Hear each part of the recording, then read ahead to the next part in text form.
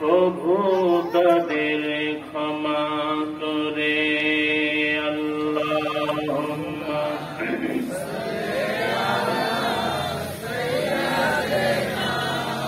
মাওলানা মুহাম্মদ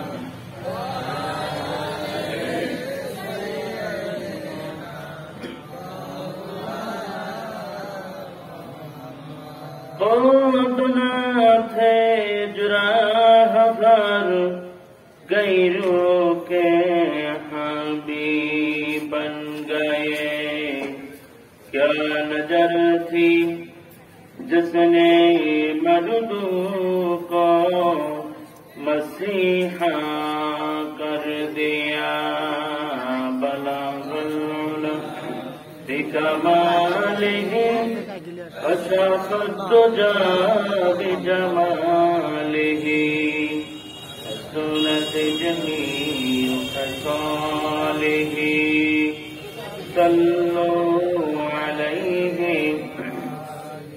صورت یوسف بیداری، حکمت لقمان ماں، قاری قرآن باری، یا دل شادمان ماں، بلغ العلا بکمالہ کشف الدجى بجمالہ، حسنت جمیع خصالہ، صلوا علیہ۔ اللهم آمین۔ ربنا ظلمنا أنفسنا وإن لم تغفر لنا وترحمنا لنكونن من الخاسرين۔ رب العالمين কুদ্দুসিয়া জামে মসজিদের উন্নয়ন কল্পে আয়োজিত আজকের এই ঐতিহাসিক তাফসীরুল কুরআন মাহফিলে অসংখ্য বান্দা বান্দীদের সাথে নিয়ে নবী পাকের শানে কয়েক মর্তবা দুরূদ ও সালাম পড়ে মেহেরবানি করে দুরূদ ও সালাম টুকুন সোনার মদিনায় নবী পাকের রওজা মুবারকে পৌঁছায় দিন। तमाम পৃথিবীর মাটির নিচে যত মুমিন মুমিনাত ঘুমায় গেছেন সকলের রূহের উপরে হাদিয়া পৌঁছায় দিন। বিশেষ করে আজকের মাহফিলের আয়োজন যারা করেছেন আর দূর দূরান্ত থেকে কুরআনে কারিমের আকর্ষণে যারা চলে এসেছেন, কিয়ামতের দিন কঠিন মুসিবতের সময় যে ময়দানে জনম দুঃখিনী মা সন্তানকে ভুলে যাবে, স্বামী বিবিরে পরিচয় দেবে না, কাঁদতে কাঁদতে চোখের পানিগুলি শেষ হয়ে যাবে, এক মুহূর্তে চোখ থেকে পানির পরিবর্তে রক্ত পড়া শুরু হয়ে যাবে। সে কঠিন ময়দানে মাহফিল আমাদের সকলের জন্য নাজাতের জারিয়া বানায় দিন আল্লাহ। রব্বুল আলামিন যতক্ষণ পর্যন্ত আলোচনা চলতে থাকবে কুদরতি নিজাম দ্বারা এই মাহফিল আপনি পরিচালিত করুন। যারা এসেছেন আল্লাহ মেহেরবানি করে হেদায়েতের নিয়তে বসে থেকে শেষ মোনাজাত পর্যন্ত ধৈর্য ধরে আল্লাহ মাহফিল শোনার তৌফিক দিয়া দিন। মা বোনদের জিন্দেগির গুনাহগুলি মাফ করে দিন, খালিদা ইসার সঙ্গে কবুল করে দিন। রব্বুল আলামিন আল্লাহ তাআলা আজকের মাহফিলকে আপনি বরকতময় করে দিন। রব্বানা তাকাব্বাল মিন্না ইন্নাকা আনতাস সামিউল আলিম ওয়া তুব আলাইনা ইন্নাকা আনতাত তাওয়াবুর রহিম। سبحان ربك رب العزة عما يصفون وسلام على المرسلين والحمد لله رب العالمين। كلمة قل لا إله আপনারা একটু উঠে এই দিকটা ফোন করে বসুন, এই জায়গাটা ফাঁকা কেন, এই জায়গাটা ফোন করে বসুন সবাই।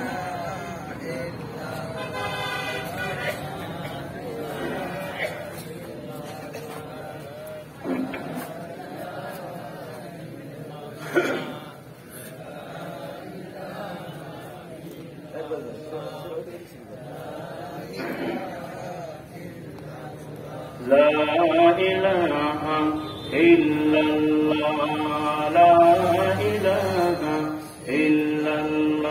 সুবহানাল্লাহ আলহামদুলিল্লাহ লা ইলাহা ইল্লাল্লাহ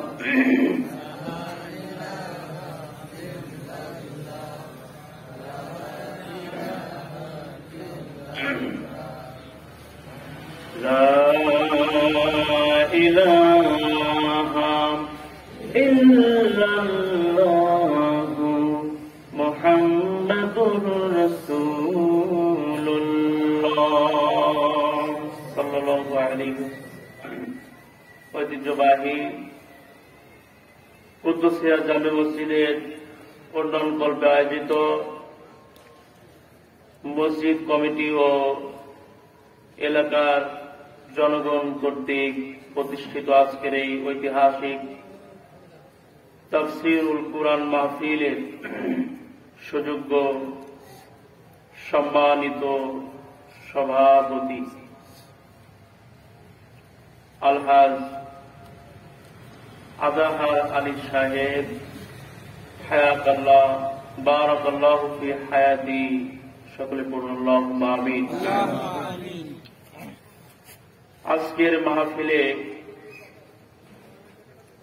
আমন্ত্রিত উলামায়ে কেরাম যারা কথা বলেছেন, বিশেষ করে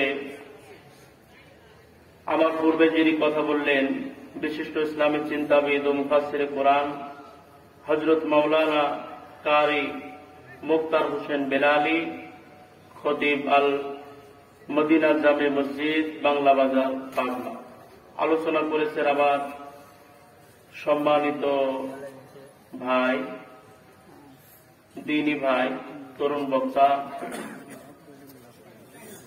অত্র মসজিদের সম্মানিত ইমাম ও খতিব হাফেজ নাজমুল সাকিব ইবনে মুকুল সাহেব, ইসলামী সঙ্গীত শিল্পী স্বপ্নের পথ শিল্পী গোষ্ঠী পাবনা, বারাকাল্লাহু ফি হায়াতি, আমরা পড়ি আল্লাহুম্মা আমিন। আজকের মাহফিলের প্রধান অতিথি জনাব মোহাম্মদ মুতাহার হোসেন মুতাই সাহেব, চেয়ারম্যান গয়েশপুর ইউনিয়ন পরিষদ পাবনা। মাহফিল পরিচালনার দায়িত্বে আছেন আলহাজ হাফেজ আব্দুল সামাদ সাহেব সহ মাহফিলে উপস্থিত গণ্যমান্য ব্যক্তিবর্গ, সম্মানিত হাফেজে কোরআন আলেম ওলামা যারা এসেছেন, পিতৃতুল্য মুরব্বিয়ানে কেরাম, যুবক ভাইরা, ছোট্ট কচিকাচারা, পর্দার আড়ালে অবস্থানরতা, সর্বগুণে গুণান্বিতা শিক্ষিতা অবলা সরলা আমার মা এবং বোনেরা, আমি সকলকে সশ্রদ্ধ সালাম এবং অভিনন্দন জানাচ্ছি। আসসালামু আলাইকুম ওয়া রাহমাতুল্লাহি ওয়া বারাকাতুহু। আমরা মহান আল্লাহ তাবারক ওয়া তাআলার দরবারে নত শিরে শুকরগুজার হচ্ছি, যিনি আমাদেরকে কোরআনে কারিমার এই তাফসীরের মাহফিলে আসার এবং বসার তৌফিক দান করেছেন। মনিবের দরবারে শুকরগুজার হচ্ছে আলহামদুলিল্লাহ। বিশ্ব মানবতার মুক্তির দিশারি সাইয়্যিদুল মুরসালিন, খাতামুন নবিয়্যিন, আশরাফুল আম্বিয়া জনাবে মুহাম্মদুর রাসূলুল্লাহ সাল্লাল্লাহু আলাইহি ওয়াসাল্লামের শাহে মদিনায় দুরূদ এবং সালাম বর্ষিত হোক। আমরা পড়ি সাল্লাল্লাহু আলাইহি ওয়াসাল্লাম। ভূমিকায় আমরা কয়েকটি কথা বলবো। প্রথমে আমি জানতে চাচ্ছি আপনারা সবাই কেমন আছেন? আলহামদুলিল্লাহ, আল্লাহ পাকের দয়া, আপনাদের দোয়ায় আমিও ভালো আছি আলহামদুলিল্লাহ। তিনটি জায়গায় ফাঁকা রাখা যায় না, রাখলে সমস্যা হয়। ফাঁকা রাখলে শয়তান সে জায়গা দখল করে। তার এক নম্বরে নামাজের ভিতরে, নামাজের কাতারে যদি ফাঁকা রাখা হয় শয়তান সেখানে দাঁড়ায় এবং ওয়াসওয়াসা দেয়। 2 নম্বরে তাফসীরের মাহফিলে যখন কোরআন থেকে আলোচনা হয় তখন ফাঁকা রাখা যায়। আলহামদুলিল্লাহ, তারা খুব ভালো বুদ্ধিমান। আল্লাহ যেন আপনাদেরকে কবুল করে, দুনিয়া আখিরাতে যেন কামিয়াবি দান করে, জান্নাতে হিসাবে আল্লাহ পাক যেন আপনাদেরকে কবুল করেন। 3 নম্বরে স্বামী এবং স্ত্রীর মাঝখানে ফাঁকা রাখা যায় না, একবার এসে ঘুমাতে হয়। কিন্তু দুঃখজনক হলেও সত্য, যখন বিশেষ করে মেয়ে পক্ষ যখন মেয়ের বিয়ে দেয়, বিয়ের দিনে বালিশ দেয় 2টা। কয়টা বালিশ দেয়? কিন্তু দেওয়ার কথা একটা, সুন্নত তরিকায় একটা লম্বা বালিশ। আজকে থেকে আমল করবেন ইনশাআল্লাহ। সামনে যারা মেয়ে বিয়ে দেবেন, বালিশ কয়টা দেবেন? একটা। আবার 2টা বালিশ দেয়, আবার কোল বালিশও দিয়ে দেয়, যেন যদি কোন রকমের সমস্যা হয় তাহলে মাঝখানে দিয়ে ব্যারিকেড দিয়ে, মানে 2 জন 2 পাশে। 2 বালিশে যদি ঘুমায় তাহলে কি হয় শুনেন, আমি বলি। স্বামী এক বালিশে ঘুমায় আছে, স্ত্রী আর এক বালিশে ঘুমায় আছে। এখন স্বামীকে শয়তান বলে যে দেখ, তোর এই বইয়ের চাইতে তোর শালী ভালো। কি বলে? তোমার এই বিবির চাইতে তোমার শালিকা ভালো, মানে অশ্বাসা দেয়। আবার স্ত্রী বেচারাকে অশ্বাসা দেয় যে তোমার স্বামীর চাইতে তোমার দেবর ভালো। এজন্য এক বালিশে ঘুমাতে হবে। আজকের থেকে আমল করার চেষ্টা করবেন। পর্দার আড়ালে মা বোনেরা আছে না? কথায় কথায় স্বামীর সাথে তর্ক করা যাবে না, মন খারাপ করে থাকা যাবে না। তবে এই এলাকার মা বোন আলহামদুলিল্লাহ ভালো। আমি দোয়া করি আল্লাহ যেন মাদের বোনদের হযরতে ফাতিমা খাদিজার মতো যেন কবুল করে না। আল্লাহর হাবিব সাল্লাল্লাহু আলাইহি ওয়াসাল্লাম বিশ্ব নবীর মেয়ে হযরত ফাতিমা রাদিয়াল্লাহু তাআলা আনহাকে যেদিনকে হযরত আলীর হাতে তুলে দিলেন, সেই দিন একটা কথা বলেছিলেন নবী যে, ফাতিমা, তুমি দীর্ঘদিন আমার কাছে ছিলে, এই জগৎটা ছিল একরকম, আর আজকের থেকে তুমি আরাম জগতে চলে যাচ্ছ মা। সুতরাং স্বামীর সঙ্গে যেন তুমি কোনো সময় মন মালিন্য যেন তোমার না হয়, তর্ক যেন না করো, রাগ যেন না হয়। স্বামীর সাথে রাগ করে অন্য রুমে গিয়ে যেন তুমি না ঘুমাও। একটা কথা বলে দিয়েছেন বিশ্ব নবী হযরতে ফাতিমা রাদিয়াল্লাহু তাআলা আনহা। নবীর একটা কথা আমল করে মৃত্যুর আগ পর্যন্ত, জীবনের শেষ মুহূর্ত পর্যন্ত একটা দিনের জন্য হযরত আলী রাদিয়াল্লাহু তাআলা আনহুর সঙ্গে তিনি তর্কে লিপ্ত হন না। আল্লাহু আকবার বলেন। শুধু তাই না, ঘরের ভিতরে খাবার নাই, দুঃখের ভিতরে সুখের ভিতরে সব অবস্থায় আল্লাহ শুকরগুজার তিনি করেছেন।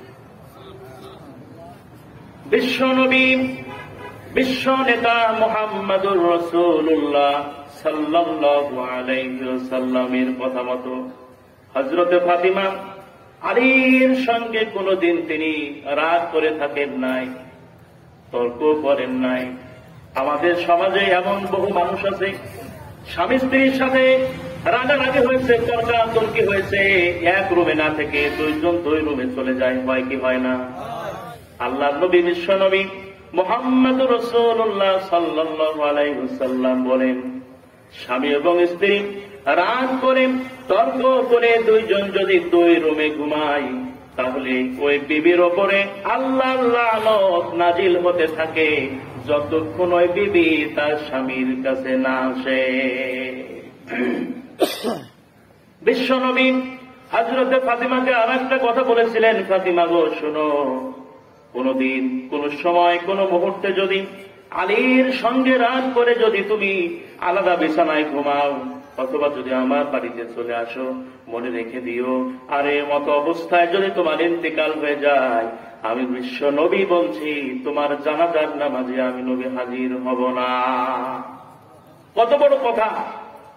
আমরা যদি আমাদের মেয়েদেরকে বিয়ে দেওয়ার সময় যদি এই নসিহত করে দিতে পারি, তাহলে আমাদের পরিবার, আমাদের সমাজ, আমাদের দেশ আলহামদুলিল্লাহ ভালো হয়েছে। তাহলে আমি বলতেছিলাম কি, মাহফিলে ফাঁকা রাখা যাবে না, স্বামী স্ত্রীর মাঝখানে ফাঁকা রাখা যাবে না।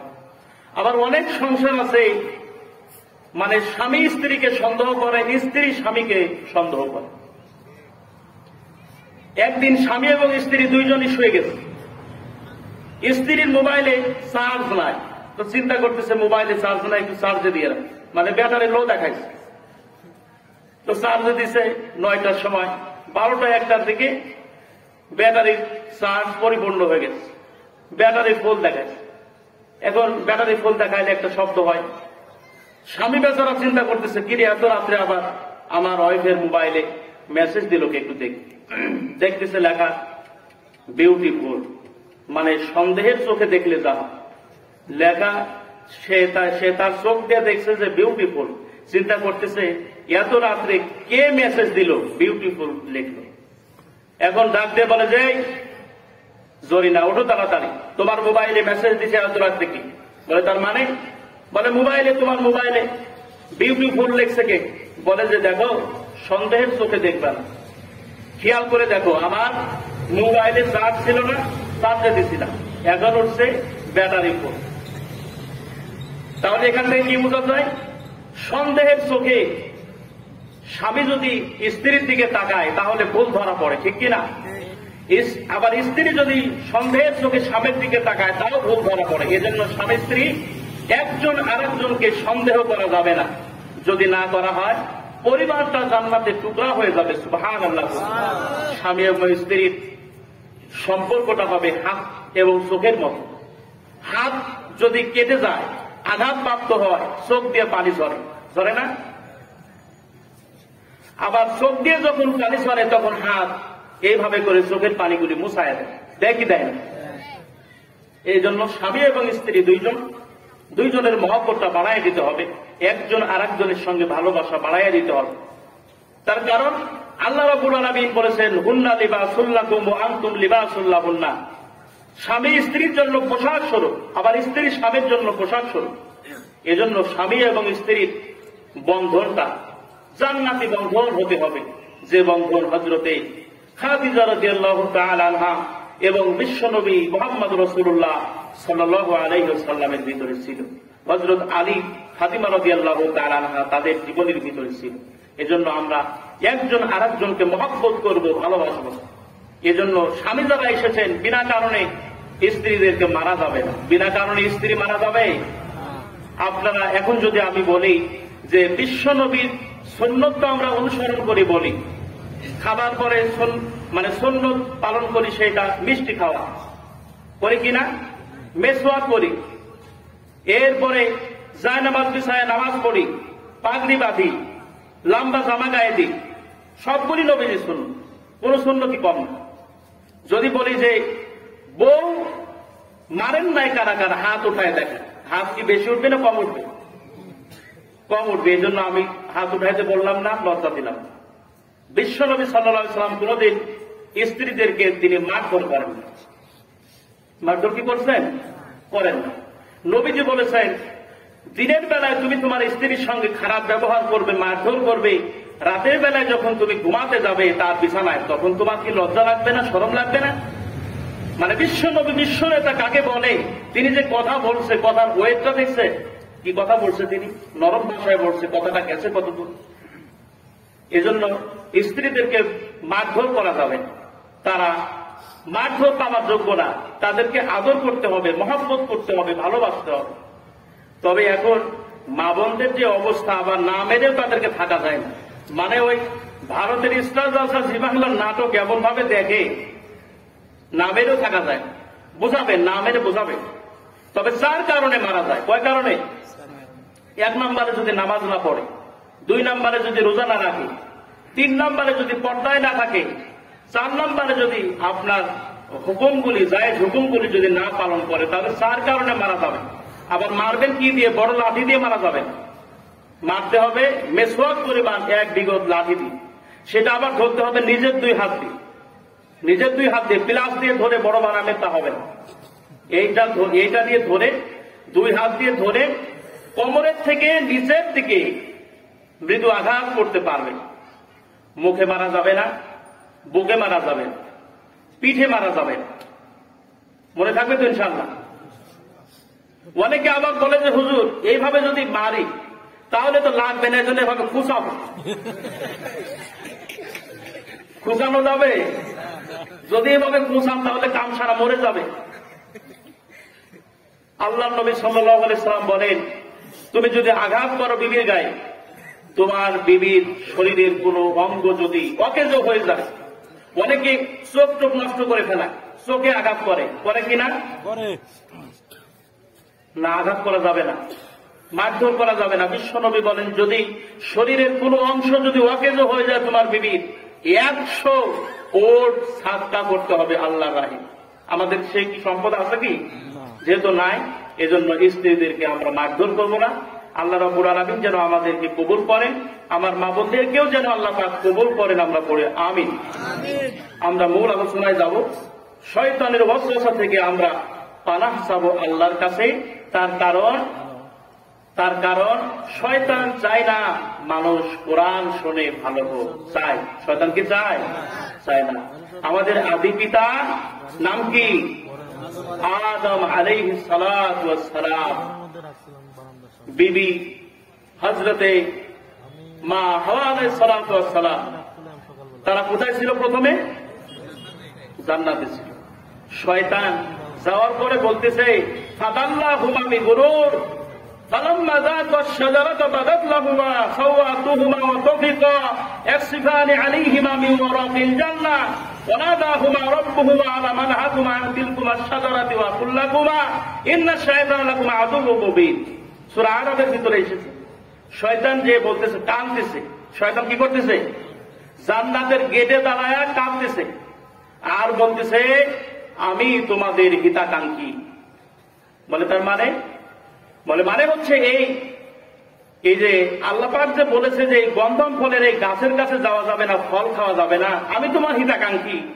আসলে বিষয়টা হচ্ছে এই গাছের ফল যদি খাও তাহলে অনন্তকাল এখানে তোমরা থাকতে পারবে। আর গাছের ফল খেতে নিষেধ করেছে, বারণ করেছে, যদি শোনো তাহলে জান্নাত থেকে বের করে দেবে। আমি তোমাদের হিতাকাঙ্ক্ষী।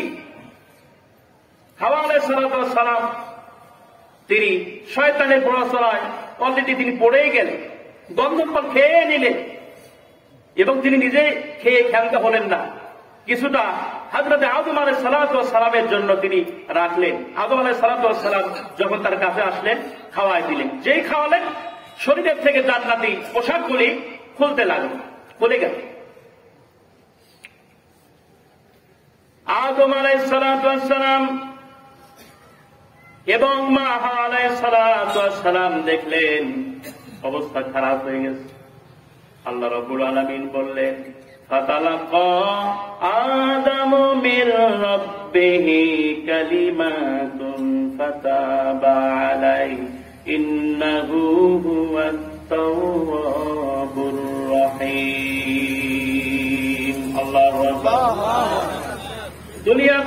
দুনিয়াতে তাদেরকে পাঠায় দেওয়া হলো, জান্নাত থেকে তাদেরকে বের করে দেওয়া হলো। আল্লাহ রাব্বুল আলামিন বলেন, আমার আদমকে আমি আল্লাহ কিছু কালেমা শেখায়া দিলাম।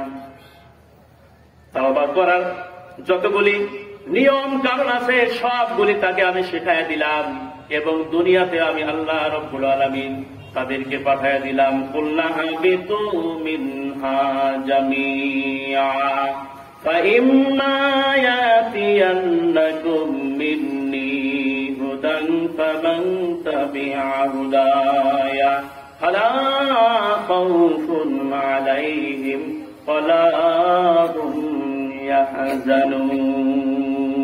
আল্লাহু আকবার।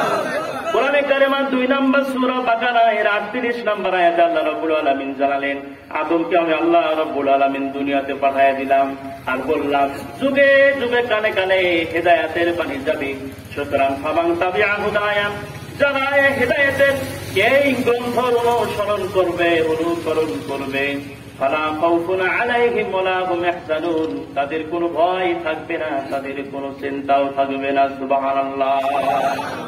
সুতরাং শয়তান ধোঁকা দিয়ে, ওয়াসওয়াসা দিয়ে আমাদের আদি পিতা এবং মাতাকে দুনিয়াতে পাঠায় দিয়েছেন। 1টা 2টা দিন না, 350 বছর ধরে তারা কাঁদলেন। কত বছর? 350 বছর ধরে কাঁদলেন। একটা দোয়া আল্লাহ রাব্বুল আলামিন শিখায় দিলেন। সূরা আরাফের 23 নম্বর আয়াতে আল্লাহ রাব্বুল আলামিন এই তথ্য তিনি দিয়েছেন, রব্বানা, যারা পারি পড়ি, রব্বানা যালামনা আনফুসানা ওয়া ইল্লাম তাগফির লানা ওয়া তারহামনা লানাকুনান্না মিনাল খাসিরিন। তারা দোয়া করছে, আল্লাহ গো, রব্বানা যালামনা আনফুসানা, হে আমাদের রব, জুলুম করেছে নফসের উপরে, ওয়া ইল্লাম তাগফির লানা, তুমি যদি ক্ষমা না করো, ওয়া তারহামনা, আর যদি দয়া না করো, লানাকুনান্না মিনাল খাসিরিন, ও আল্লাহ, তাহলে আমরা ক্ষতিগ্রস্তদের অন্তর্ভুক্ত হয়ে যাব। 350 বছর ধরে কাঁদলেন, আল্লাহ রাব্বুল আলামিন দোয়া কবুল করলেন। আরাফার ময়দানে তাদের মিলন ঘটল। তারা যখন একত্রিত হয়ে গেল, আল্লাহ রাব্বুল আলামিনের শুকরিয়া আদার্থে হযরত আদম আলাইহিস সালাম এবং হাওয়া আলাইহিস সালাতু ওয়াস সালাম তারা শুকরানামূলক 2 রাকাত নফল নামাজ পড়লেন। কয় রাকাত? 2 রাকাত নফল নামাজ পড়লেন। আল্লাহ রাব্বুল আলামিনের দরবারে এই নামাজে তো পছন্দনীয় হয়ে গেল।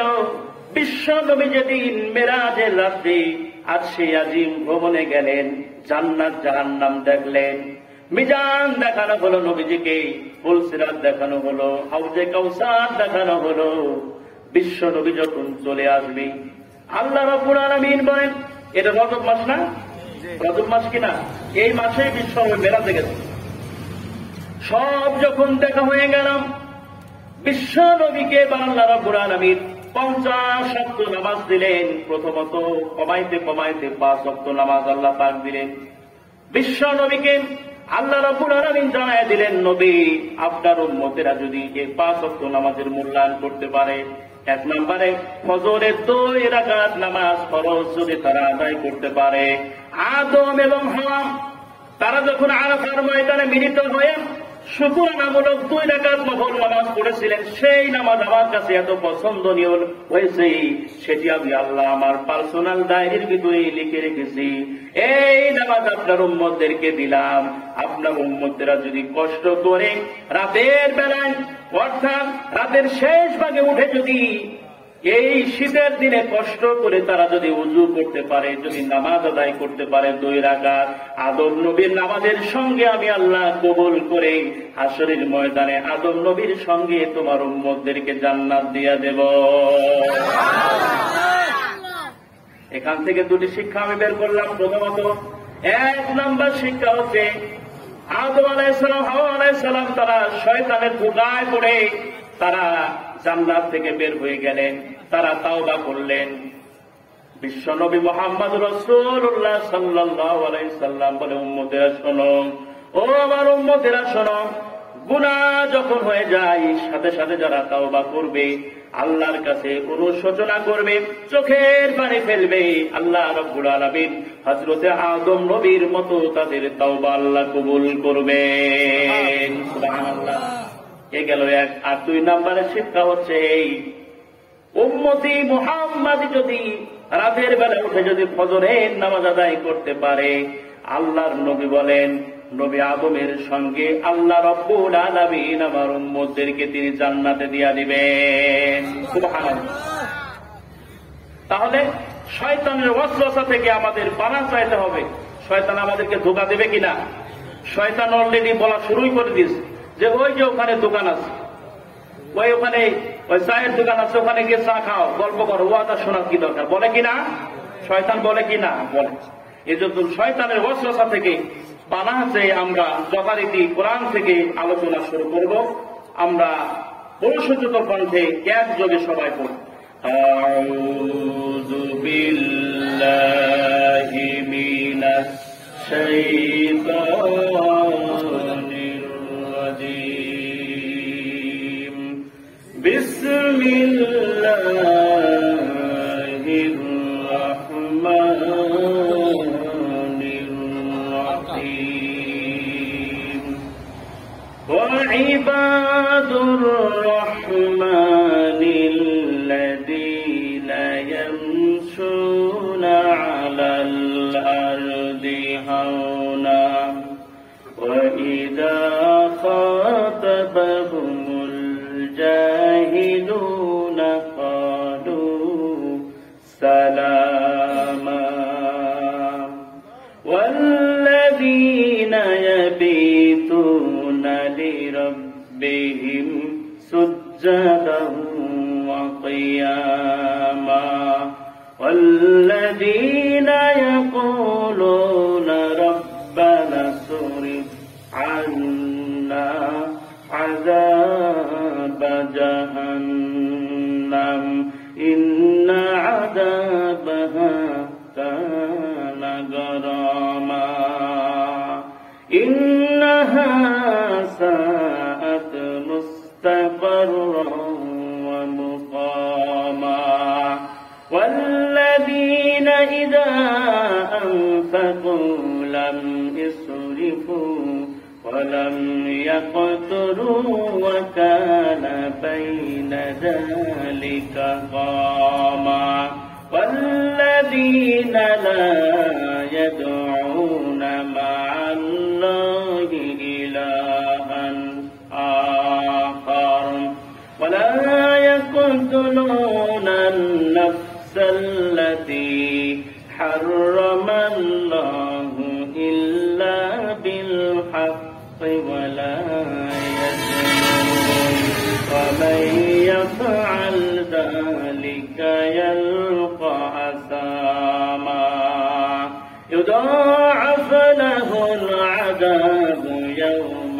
القيامة ويخلد فيه مهانا إلا من تاب وآمن وعمل عملا صالحا فأولئك يبدل الله سيئاتهم حسنات وكان الله غفورا رحيما ومن تاب وعمل صالحا فإنه يتوب إلى الله متابا والذين لا يشهدون الزور وإذا مروا باللغو مروا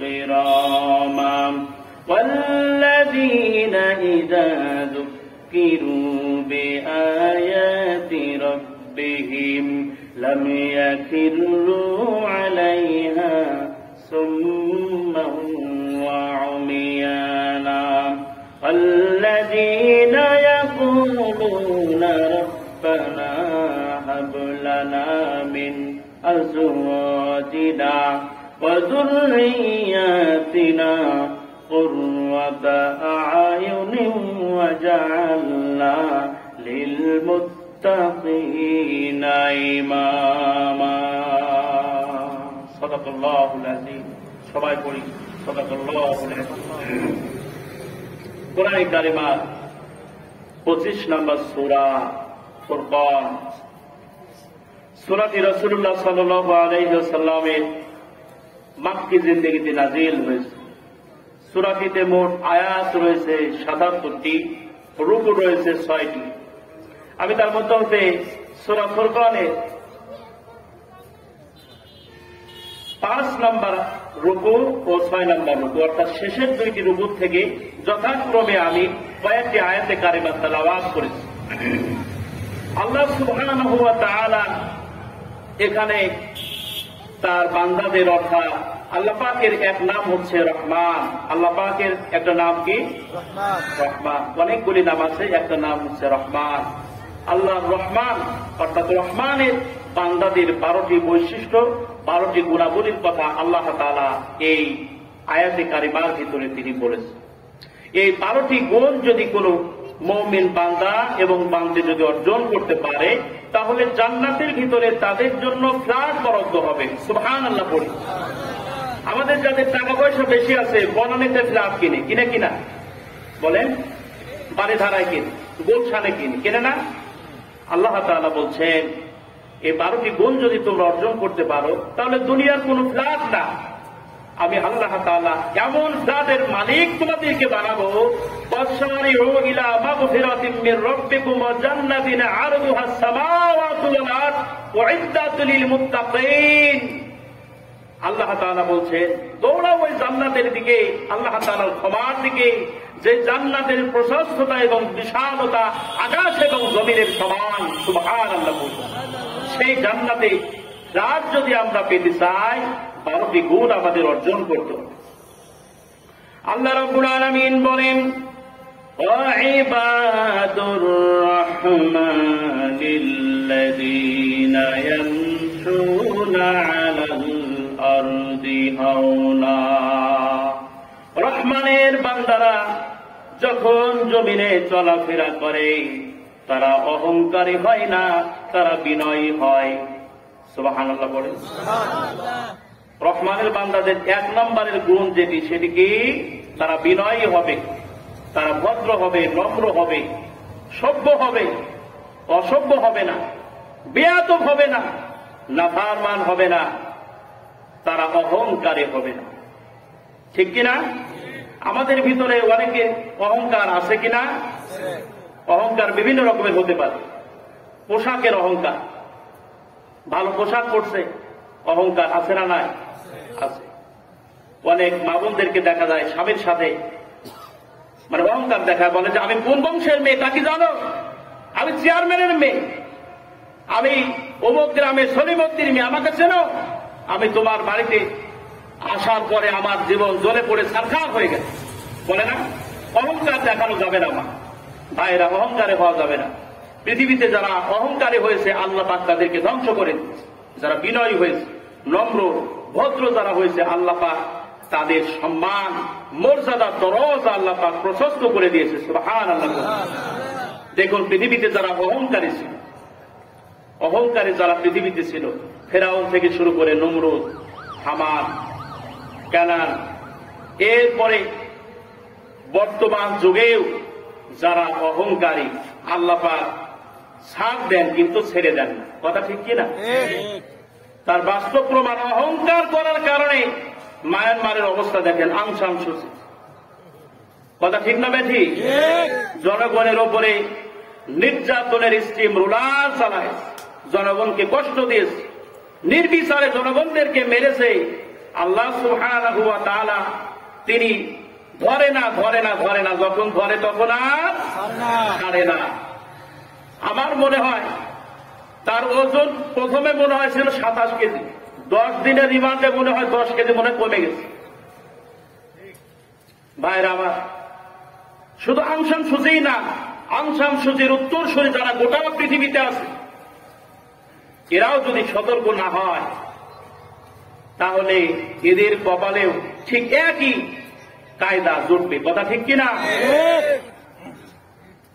নমরুদ অহংকার করেছে ক্ষমতার, আল্লাহ বিদায় করে দিয়েছে। শুধু বিদায় করেই না, জুতা পিটা করে বিদায় করেছে। ঠিক কিনা?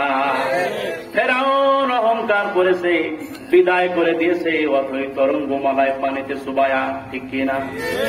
ভাইরা আমার, আবু জেহেল অহংকার করেছে, তার বাড়িকে আল্লাহ পাক ইন্টারন্যাশনাল টয়লেট বানায়া দিয়েছে। সুতরাং আজও পৃথিবীতে যারা আবু জেহেলের উত্তরসূরি আছে, শুনে রাখো, যত বড় ক্ষমতা ধর হও না কেন, তোমার ক্ষমতা সহ, তোমার চেলাপেলা সহ সবগুলি আল্লাহ পাক পায়খানার মতো পচায়া দিবে। 2 মিনিটও আল্লাহর সময় লাগবে না। ওমা কারু ওমা কারাল্লাহ আল্লাহু খায়রুল মাকিরিন। রব্বুল আলামিন বলেন, ওরা চক্রান্ত করে, আর আমি আল্লাহ কৌশল করি, ধরি না। একবার যদি ধরি আমি আল্লাহ আর ছাড়ি না। ঠিক কিনা? ভাইরা আমার, এজন্য অহংকারী হওয়া যাবে না। টাকা পয়সার অহংকার, চেহারার অহংকার, ক্ষমতার অহংকার, কোন অহংকারী করা যাবে না। অনেকের চেহারা ভালো, মানে তার কাছে যাওয়াই যায় না। কথা ঠিক কিনা? ইংরেজিতে কথা বলতে পারে, তার কাছে যাওয়াই যায় না। শিক্ষিত,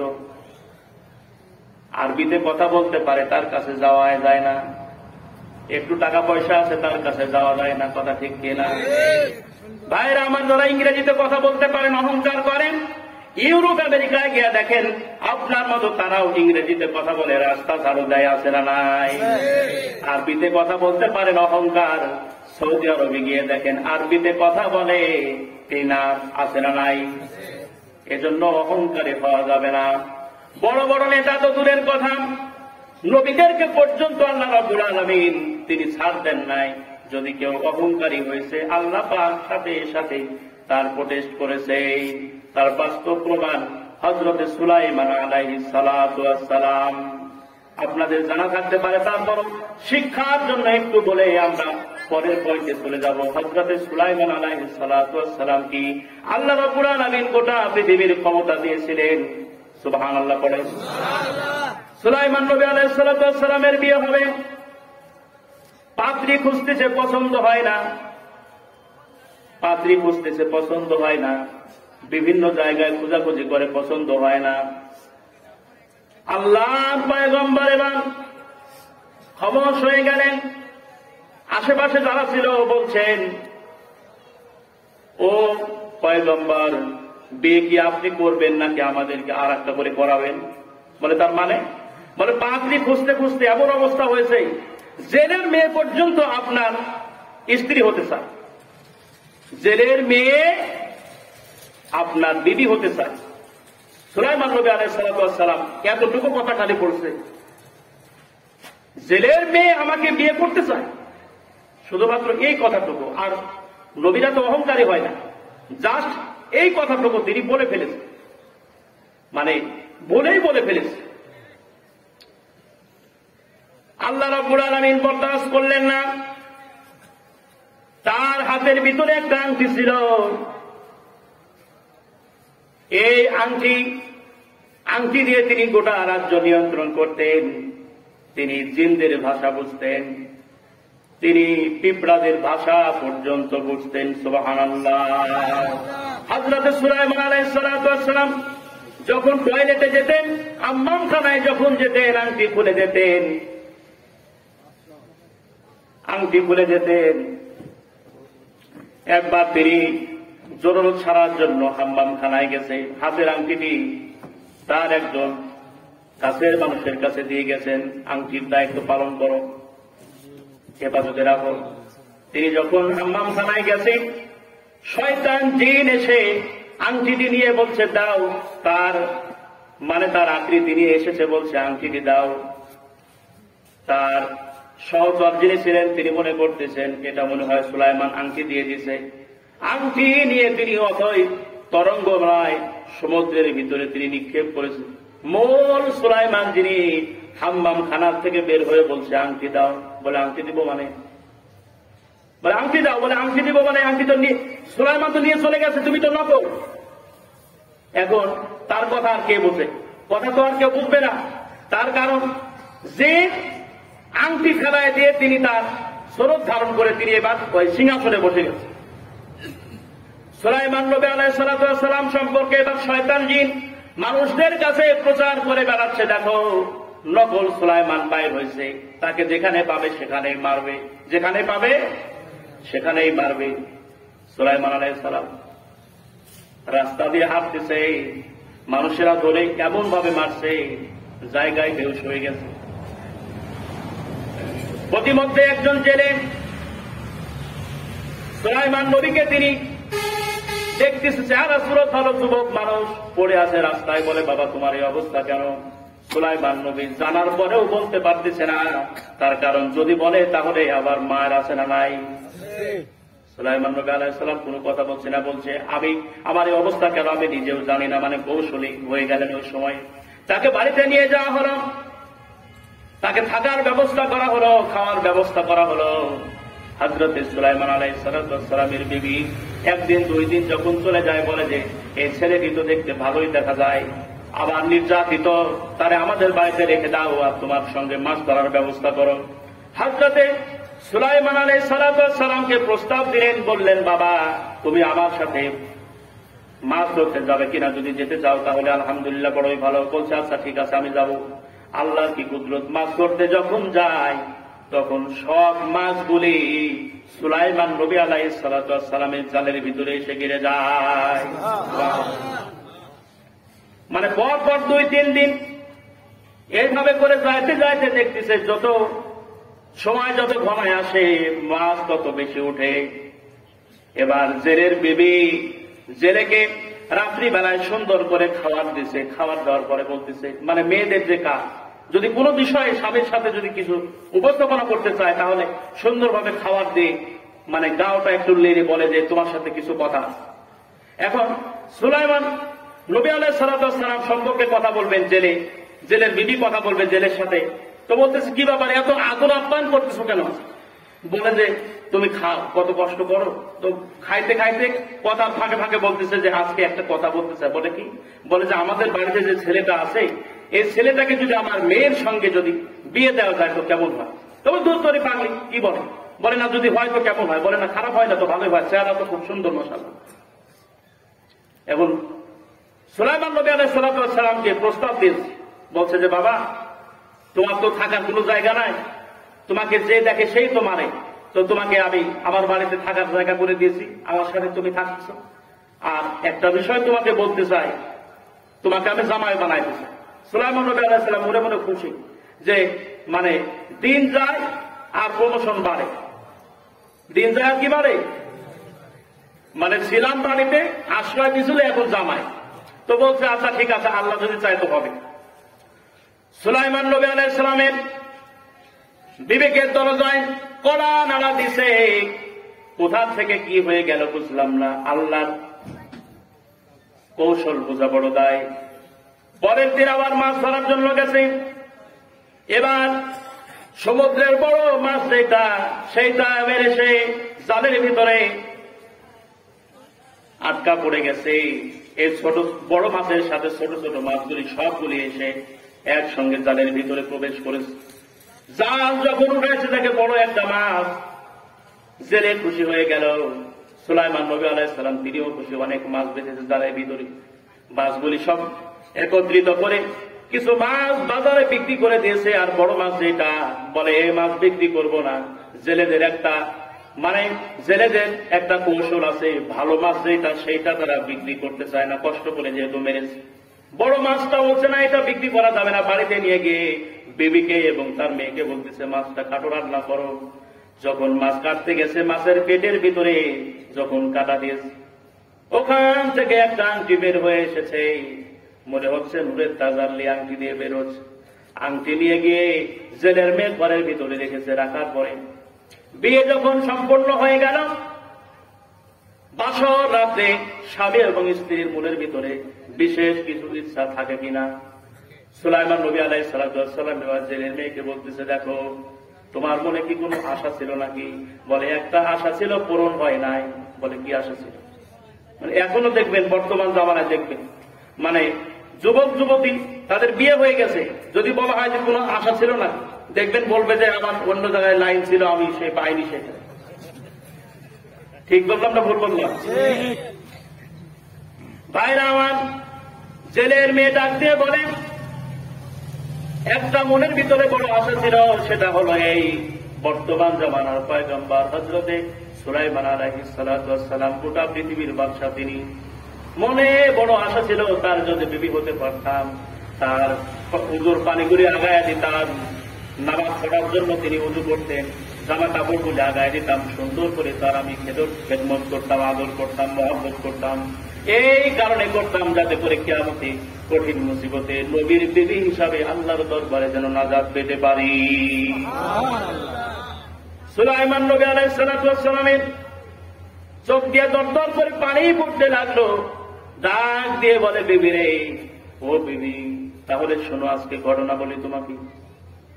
আমি আজকে এই অবস্থায় এসেছি, আমার অবস্থা তো এরকম ছিল না, আমি তো মূল সুলাইমান। তুমি যখন বিয়ের কথা বলেছিলেন, আমার বিয়ে দ্বারা যখন বলেছিল, আমি শুধু বলে ফেলেছিলাম জেলের মেয়ে আমাকে বিয়ে করতে চায়। এই কথা বলার কারণে আল্লাহ রাব্বুল আলামিন আমার শাস্তির ব্যবস্থা করেছে। হযরতে সুলাইমান আলাইহিস সালাতু ওয়াস সালামের বিবি এবার ডাক দিয়ে বলে, স্বামী গো, আপনি কি হারাইছেন? বলে, আমি যে জিনিসটা হারাইছি সেটা হলো আমার হাতের আংটি। আংটি হারায় গেছে, ওই আংটি দিয়েই আমি রাজত্ব পরিচালনা করতাম।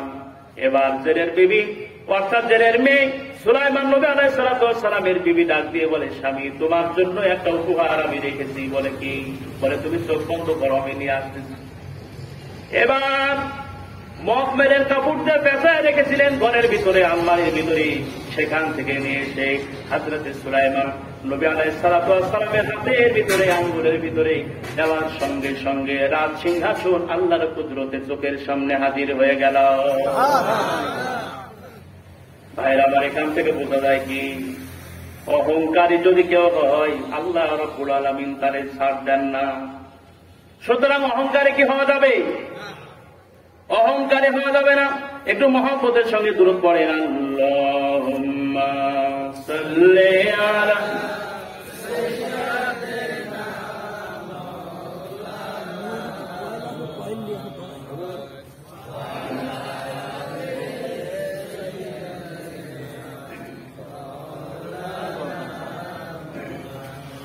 বাংলাদেশে প্রান্ত হতে সালাম জানাই, হে রাসূল, হে রাসূল।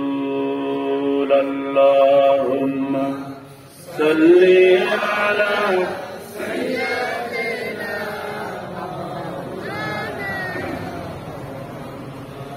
ওয়া আলা আলি সাইয়্যিদিনা।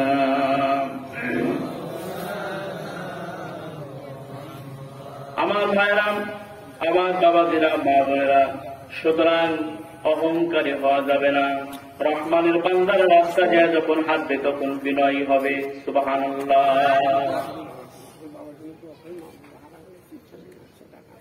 আলহামদুলিল্লাহ। আরেকটা কথা বলি, যুবকেরা রাস্তায় যখন চলে তখন কি তারা নম্রভাবে চলে? মানে যদি একটা হুন্ডা পায় তাহলে তার কোনো কথাই না, একবার রাস্তার এইদিকে যায়, একবার এইদিকে যায়, মনে হয় পুরো রাস্তা তার বাবা। কথা ঠিক কিনা? যুবক যারা এসেছো, তরুণ যারা এসেছো, আমি বলবো রাস্তায় সুন্দরভাবে চলতে হবে। রাস্তায় উচ্ছৃঙ্খল ভাবে চলাফেরা করা যাবে না, অহংকারী হওয়া যাবে না, বিনয়ী হতে হবে। বিনয়ী হওয়ার কারণে আল্লাহ রাব্বুল আলামিন হযরতে আবু বকর রাদিয়াল্লাহু তাআলা আনহুর সম্মান মর্যাদা আল্লাহ বাড়ায়া দিয়েছেন। সুবহানাল্লাহ। আরহামু উম্মতি বি উম্মতি আবু বকর, খুতবা ভিতরে আমরা পড়ি না, আরহামু উম্মতি বি উম্মতি আবু বকর। উম্মতের ভিতরে নরম দিলের সাহাবীর নাম হচ্ছে হযরতে আবু বকর রাদিয়াল্লাহু তাআলা।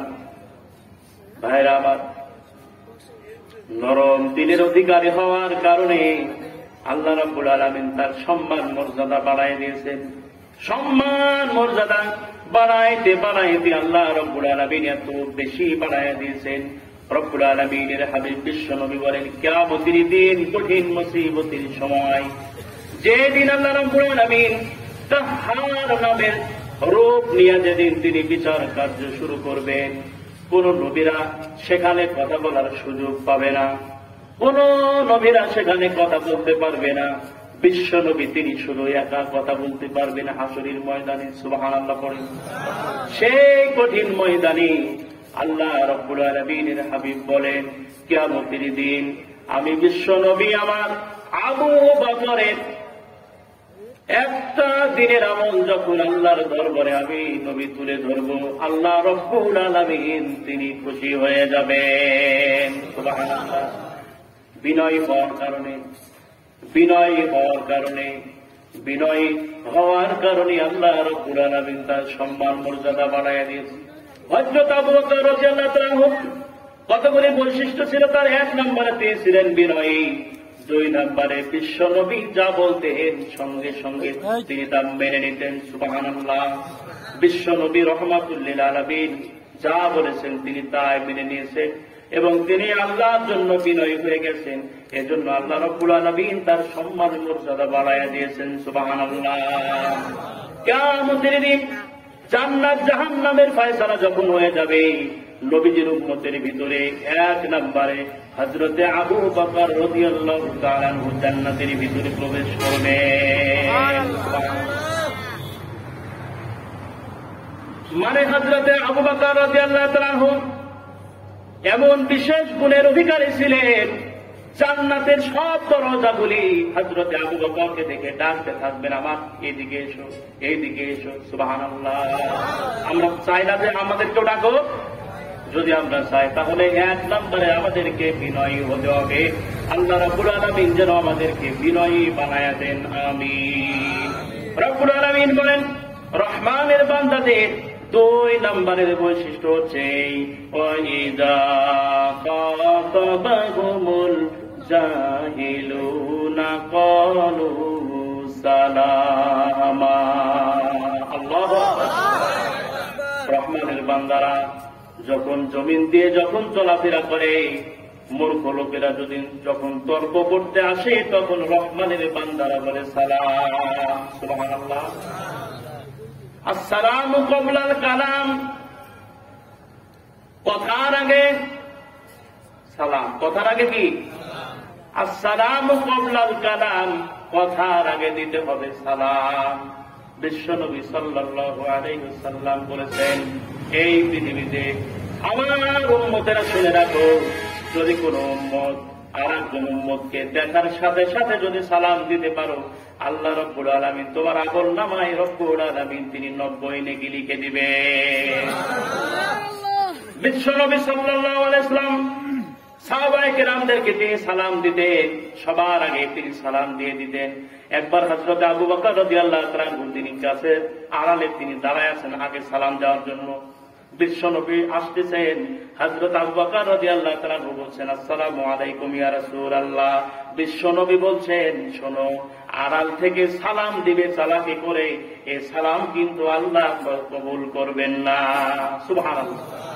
মানে হাসির ছলে তিনি বললেন যে আড়াল থেকে সালাম দিবে, এই সালাম কিন্তু আল্লাহ কবুল করবেন। বিশ্বনবীর আগে কোন সাহাবীরা নবীজিকে কোনদিন সালাম দিতে পারে নাই। নবীজি যখন ঘরের ভেতরে প্রবেশ করেছেন, আগে সালাম দিয়েছেন। সুবহানাল্লাহ। সুতরাং সালামের প্রচলন চালু করতে হবে। আজকে বাড়িতে গিয়ে সালাম দিবেন, যাও তবে ইনশাআল্লাহ। মা বোন যারা এসেছেন, স্বামীকে সালাম দিবেন, ছেলেদেরকে মেয়েদেরকে সালাম দিবেন, মেয়েরা ছেলেরা মা বাবাকে সালাম দিবে। এটাই তো ইসলাম, নাকি? সালাম দিয়ে যদি কেউ বাড়িতে প্রবেশ করে, বিশ্ব নবী বলেছেন সালাম দেওয়ার কারণে ওই ঘরের ভিতরে আল্লাহ রাব্বুল আলামিন রহমতের বারিধারা নাজিল করে দিবে।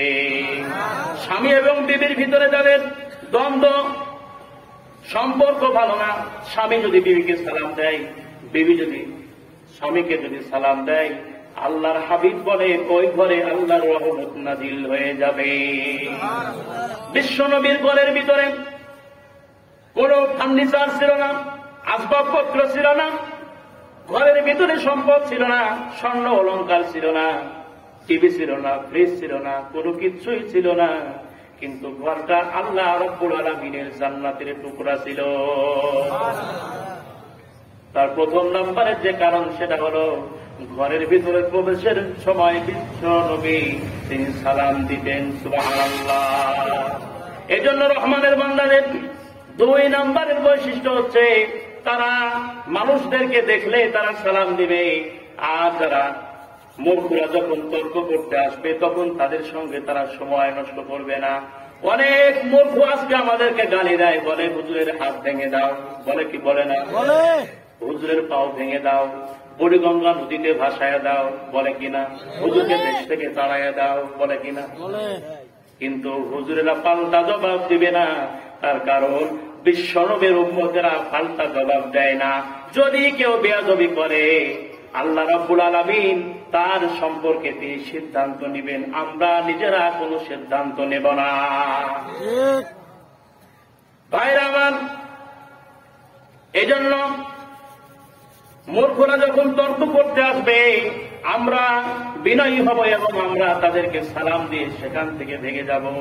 আল্লাহর নবী বিশ্ব নবী মুহাম্মদুর রাসূলুল্লাহ সাল্লাল্লাহু আলাইহি ওয়াসাল্লামকে আল্লাহ রাব্বুল আলামিন বলছেন, নবী শোনো, ওয়াসবির আলা মা ইয়াকুলুনা ওয়াহজুরহুম হাজরান জামিলা। আল্লাহু আকবার। সূরা মুজাম্মিলের 10 নম্বর আয়াতে আল্লাহ রাব্বুল আলামিন বলেছেন, নবী তারা তোমাকে কষ্ট দেয়, তারা তোমাকে নির্যাতন করে, তারা তোমাকে দেশ ছাড়া করে, ও নবী তুমি ধৈর্য ধারণ করো, তাদের সঙ্গে উত্তম আচরণ করো। সুবহানাল্লাহ। এজন্য রহমানের বান্দারা 2 নম্বরে, মূর্খরা যদি তাদের সঙ্গে তর্ক করে, ঝগড়ায় লিপ্ত হয়, গালিগালাজ করে, এমনকি মারধরও যদি করে, তারা ধৈর্য ধারণ করবে, উত্তম আচরণ করবে। এর বিনিময়ে আল্লাহ রাব্বুল আলামিন রহমানের বান্দাদের জন্য তিনি জান্নাতের দরওয়াজা প্রশস্ত করে দিবেন। ভাইরা আমার, জন্য 2 নম্বরে আমাদের কাজ হচ্ছে, মূর্খরা তর্ক করতে আসলে আমরা তাদেরকে সালাম দেব। ভাইরা আমার, ইসলাম এমন একটি জিনিস, দেখুন ইসলাম হচ্ছে শান্তির ধর্ম। সুবহানাল্লাহ পড়েন। লক্ষ্য করুন, এখন আমরা বলি গুড মর্নিং, গুড নাইট, বলি কিনা? ঝড়ে আপনার বাড়ির সব চাল উড়ে গেছে। এখন সকালবেলায় যদি কেউ এসে আপনাকে বলে যে গুড মর্নিং, তাহলে আপনার মাথা কি ঠিক থাকবে? বলেন, এই যে সামনে কালবৈশাখী ঝড় আসতেছে, সন্ধ্যার সময় ঝড় শুরু হয়েছে, আপনার গাছে মানে যত আম ছিল সবগুলি ঝরে পড়ে গেছে, এসে যদি বলে যে গুড নাইট, আপনার মাথা ঠিক থাকবে? কিন্তু কেউ এসে যদি বলে আসসালামু আলাইকুম ওয়া রাহমাতুল্লাহ, সুবহানাল্লাহ, কেউ এসে যদি বলে আসসালামু আলাইকুম ওয়া রাহমাতুল্লাহ, তোমার উপরে আল্লাহর শান্তি, আল্লাহর রহমত নাজিল হোক, তাহলে ওই গোলাম বাড়ির চাল উড়ে গেছে, জমিনের ফসল নষ্ট হয়ে গেছে, তিনি কিছুই মনে করবেন না, বলবেন ওয়া আলাইকুমুস সালাম ওয়া রাহমাতুল্লাহ। সুবহানাল্লাহ। এটাই ইসলাম। আজকে আমাদের দলাদলি, নেতা চিন্তা করে কর্মী আমাকে সালাম দেবে, মসজিদের হুজুর চিন্তা করে মুসল্লি আমাকে সালাম দিবে, কথা ঠিক কিনা? বড় হুজুর চিন্তা করে ছোট হুজুরেরা আমাদেরকে সালাম দিবে। এই তো হচ্ছে আমাদের অবস্থা।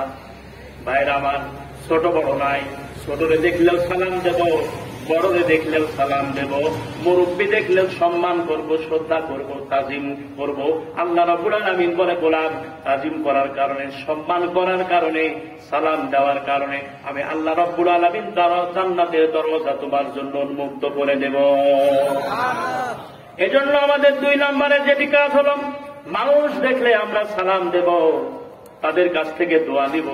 আল্লাহর নবী বলেন, তুমি যদি মানুষ দেখলে সালাম দাও, অবশ্যই অবশ্যই তোমার উপরে আল্লাহর রহমত নাজিল হয়ে যাবে। সুবহানাল্লাহ। ভাইরা আমার, বন্ধুরা আমার, মা বোনেরা আমার, বাবাজিরা আমার, সুতরাং এই আমলটি আমরা করব। 3 নম্বরে আমাদের যে কাজ, সেটা হলো এই, ওয়াল্লাযীনা ইয়াবিতুনা লিরাব্বিহিম সুজ্জাদাহুম ওয়া কিয়ামা। আল্লাহ। রহমানের বান্দাদের 3 নম্বরের বৈশিষ্ট্য হচ্ছে এই, তারা রাত জাগে আল্লাহর জন্য, কোরআন তেলাওয়াত করে, তারা রুকু করে, সিজদা করে, কিয়াম করে। সুবহানাল্লাহ। ভাইরা আমার, উঠাউঠি করবেন না। হয়তো বা এই মাহফিল আমাদের জীবনের শেষ মাহফিল হতে পারে, নাকি বলেন? তার জন্য কাফনের কাপড় অলরেডি দোকানে চলে এসেছে, আমাদের কিন্তু জানা নাই, কথা ঠিক না ভাই? ঠিক। বাড়ি পরে থাকবে, ঘর পরে থাকবে, আমরা থাকবো। এরকম বহু মানুষ আছে এলাকায়, লেখা আছে নূর ভিলা, লেখা থাকে না? আসলে নূর নাই, কবরে চলে গেছে। যাওয়ার পরে বলবেন নূর কি আছে, বলবেন নূর নাই। 25-30 বছর আগে কবরে চলে গেছে। বাড়ি থাকবে, ঘর থাকবে, ছেলে সন্তান থাকবে, বিবি থাকবে, কিন্তু আমি আপনি একদিন থাকবো না, ঠিক কিনা? এজন্য হেদায়েতের নিয়তে আলোচনা শুনতে হবে। বক্তা ভালো কি খারাপ, বক্তার কণ্ঠ ভালো কি খারাপ তা দেখার না, চেহারা ভালো কিনা তাও দেখার দরকার নাই। দেখতে হবে কোরআন দিয়ে কথা বলে কিনা, ঠিক কিনা? অনেকে যাকে যায় বক্তা দেখার জন্য, যায় না? যে বক্তার কণ্ঠ কেমন, একটু পরীক্ষা করবো, টেস্ট করবো, উঠে চলে যাবো। ওটা কি যাবে মাহফিল থেকে? শেষ মনোজাত করে যাবেন, আপনার উপর রহমত বরকত নাজিল হবে ইনশাআল্লাহ, তাই না? বাড়ি পড়ে থাকবে, ঘর পড়ে থাকবে। মসজিদের পালকি একদিন আমার বাড়িতে হাজির হয়ে যাবে, কালকেও হয়ে যেতে পারে। মসজিদে এলান দেওয়া হবে, অমুক ব্যক্তি দুনিয়াতে নাই। কেউ চলে যাবে বাঁশ কাটার জন্য, কেউ চলে যাবে কবর খননের জন্য, কেউ চলে যাবে পাবনা শহরে কাপড় ক্রয়ের জন্য, যাবে কিনা? আত্মীয় স্বজনেরা পঙ্গপালের মতো আসবে লাশটাকে এক মুহূর্ত দেখার জন্য। ছেলে কাঁদবে, মেয়ে কাঁদবে, আব্বা গো, ও আব্বা, আমাদের জন্য তুমি কি আর কি ফলমূল কিনে আনবে না? বিবি কাঁদবে, স্বামীরে আর কি সদয় করে আনবে না? আমার সাথে কি তুমি আর ঘুমাবে না? আমাদের মুখে কোনো ভাষা থাকবে না, কোনো জবান আমাদের থাকবে না, আমরা কোনো কথা বলতে পারবো না, সবার কথা শুনবো, আমাদের কোনো জবান থাকবে না। ভাইরা আমার, যত দামি বিছানায় থাকি না কেন, ঘরের থেকে টান দিয়ে বের করা হবে বারান্দায়, সেখান থেকে গোসল দেওয়ানো হবে, জনমের গোসল দেওয়ানো হবে, এরপরে আর গোসল দেওয়ানো লাগবে না। এমন একটা কাফনের ভিতরে আমাদেরকে মোড়ায় দেওয়া হবে, পেঁচায় দেওয়া হবে।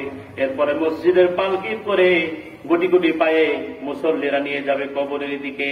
সেই কবরে রেখে আসবে, ওই কবরে আল্লাহ রাসূল ছাড়া আর কেউ যাবে না। সুতরাং হেদায়েতের জন্য, জান্নাতি হওয়ার জন্য, কবরের আযাব থেকে বাঁচার জন্য এই মাহফিল। শেষ মোনাজাত না করে আমরা কেউ যাব না। কারা কারা পারবো আল্লাহকে দেখায় লিল্লাহি তাকবীর। আল্লাহ হাতগুলি কবুল করে নেন, জিন্দেগির গুনাহ খাতাগুলি মাফ করে দিন। শেষ মোনাজাত পর্যন্ত সকলকে ধৈর্য ধরে বসার তৌফিক দিয়ে দেন, আমিন পড়েন।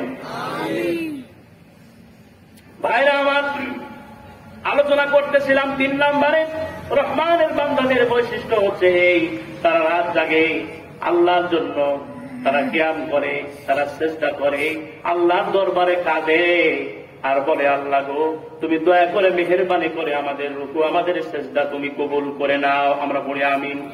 তাহলে রাত জাগতে হবে কার জন্য? যুবকেরা এখন রাত জাগে আল্লাহর জন্য, জাগে না, রাত জাগে প্রেমিকার সঙ্গে গল্প করার জন্য, জাগে কিনা? আল্লাহর জন্য রাত জাগতে হবে। অনেকে ফ্রি ফায়ার গেম খেলে, খেলে না? এই গেম খেলার জন্য রাত জাগে, জাগা কি যাবে? পাবজি গেম খেলার জন্য রাত জাগে, যাবে, জাগা যাবে। কম্পিউটারে, ল্যাপটপের ভিতরে অশ্লীল সিনেমা দেখার জন্য অনেকে রাত জাগে, জাগা কি যাবে? প্রেমিকার সঙ্গে গল্প করার জন্য রাত জাগে, না, রাত জাগা যাবে না। জাগতে হবে কার জন্য? আল্লাহ। যাদের হৃদয়ে আছে আল্লাহর ভয়, তারা কবু পথ ভুলে যায় না। আল্লাহর প্রেম ছাড়া এই দুনিয়ায় কারো কাছে কোনো কিছু চাই না, ঠিক কিনা? একজনের জন্য রাত জাগতে হবে, তিনি হলেন আল্লাহ। তার জন্য যদি রাত জাগেন, আল্লাহ রব্বুল আলামিন আপনার সম্মানের দরজা প্রশস্ত করে দিবেন। সুবহানাল্লাহ। ভাইরা আমার, বন্ধুগণ আমার, মা বোনেরা আমার, বাবাজিরা আমার, খেয়াল করে শুনুন, বিশ্ব নবীর জীবনে কিন্তু কোনো গুনাহ ছিল না, নাকি ছিল? ইমানের প্রশ্ন এটা। নবীজির জীবনে কোনো গুনাহ ছিল? ছিল না। লিয়াগফির লাকাল্লাহু মা তাকদ্দামা মিন যামবিকা ওয়া মা তাআখার ওয়া ইউতিম্মা নি'মাতাহু আলাইকা ওয়া ইয়াহদিয়াকা সিরাতাম মুস্তাকিমা। আল্লাহু আকবার। রব্বুল আলামিন বলেন, নবীরে, আমি আল্লাহ তোমার সামনের পিছনের সব গুনাহ রাশি মাফ করে দিয়েছি। ও নবী, আমি আল্লাহ তোমাকে প্রকাশ্য বিজয় দান করেছি। হযরতে আয়েশা সিদ্দিকা রাদিয়াল্লাহু তাআলা আনহা লক্ষ্য করে দেখতেন, বিশ্ব নবী নামাজ পড়তেন, কোরআন তেলাওয়াত করতেন, লম্বা নামাজ পড়তেন, তিনি কিয়াম করতেন, অনেক সময় ধরে তিনি কিয়াম করতেন। পাও দুইটা নবীজির ফুলে যেত। হযরতে আয়েশা ডাক দিয়ে বলতেন, ও আল্লাহর নবী, আপনি এত রাত জাগেন কেন? লম্বা কিয়াম করেন কেন? হযরতে রাসূল বলে, ও আয়েশা, শোনো, আমি বিশ্ব নবী আল্লাহ রাব্বুল আলামিনের শুকরগুজার করতে চাই, আমি কি শুকরগুজারকারী বান্দা হব না? হযরতে আয়েশা বলে, অবশ্যই অবশ্যই নবী আপনি হবেন। বিশ্ব নবী মুহাম্মদ রাসূলুল্লাহ সাল্লাল্লাহু আলাইহি ওয়াসাল্লাম, নবীজির ঘরের ভিতরে তেমন কোনো জায়গা ছিল না, অল্প একটু জায়গা। দুইজন ঘুমায়া থাকতেন, রাতের বেলায় কন্টা করতেন, ও আয়েশা শোনো, রাতের বেলা গভীর রাত্রে যখন আমি উঠবো, যখন আমি নামাজের জন্য উঠবো, শোনো, তখন তোমার পায়ে যখন আমি সিমটি কাটবো, তখন পাও তুমি গোটায় নিবে, আমি সেজদা দেবো। সুবহানাল্লাহ বলে। তারা কত কষ্ট করে আল্লাহর ইবাদত করেছে। আজকে আমাদের বিল্ডিং আছে, ভালো বাড়ি আছে, আমরা রাত জাগতে চাই না, রাতে উঠতে চাই না, তাহাজ্জুদের নামাজ পড়তে চাই না। বিশ্ব নবীর ওপরে তাহাজ্জুদের নামাজ আল্লাহ পাক তিনি ফরজ বানাইছিলেন। সুবহানাল্লাহ। আমাদের জন্য তাহাজ্জুদের নামাজ হচ্ছে নফল। এই পৃথিবীতে ফরজ নামাজের পরে সর্বোত্তম নামাজ যেটি, সেটি হলো তাহাজ্জুদের নামাজ। সুবহানাল্লাহ। ওয়ামিনাল লাইলি ফাতাহাজ্জাদ বিহি নাফিলাতাল লাক আসা আন ইয়াবআসাকা রব্বুকা মাকামান মাহমুদা। কোরআনে কারিম 17 নম্বর সূরা বনী ইসরাঈলের ভিতরে 79 নম্বর আয়াতে আল্লাহ রাব্বুল আলামিন জানালেন, নবী রাতের নামাজ তোমার উপরে আমি আল্লাহ নফল বানায় দিলাম। নফল মানে হলো নবীজির জন্য ফরজ। আসা আইয়া বা'সাকা রব্বুকা মাকামান মাহমুদা, যদি তুমি আদায় করো কিয়ামতের দিন কঠিন মুসিবতের সময় আমি আল্লাহ রাব্বুল আলামিন তোমাকে মাকামে মাহমুদে প্রতিষ্ঠিত করব। কিয়ামতের দিন নবীরা যখন কাঁদতে থাকবে, পানি পানি বলেন, সেই দিনকে বিশ্ব নবী তিনি মাকামে মাহমুদে সিজদায় পড়ে যাবেন। আর সেই আজিমের পায়ের নিচে নবীজি সিজদায় পড়ে আল্লাহর কাছে বলবেন, আল্লাহ গো রব্বি হাবলি উম্মতি, আল্লাহ তোমার কাছে একটাই আরজি, তুমি আমার উম্মতদেরকে আজকে মাফ করে দাও। নবীজির তাহাজ্জুদের নামাজ পড়ার কারণে হাসরের ময়দানে আল্লাহ নবীজির সম্মান মর্যাদা বাড়াইয়া দিয়া আল্লাহ রাব্বুল আলামিন মাকামে মাহমুদে নবীজিকে প্রতিষ্ঠিত করবেন।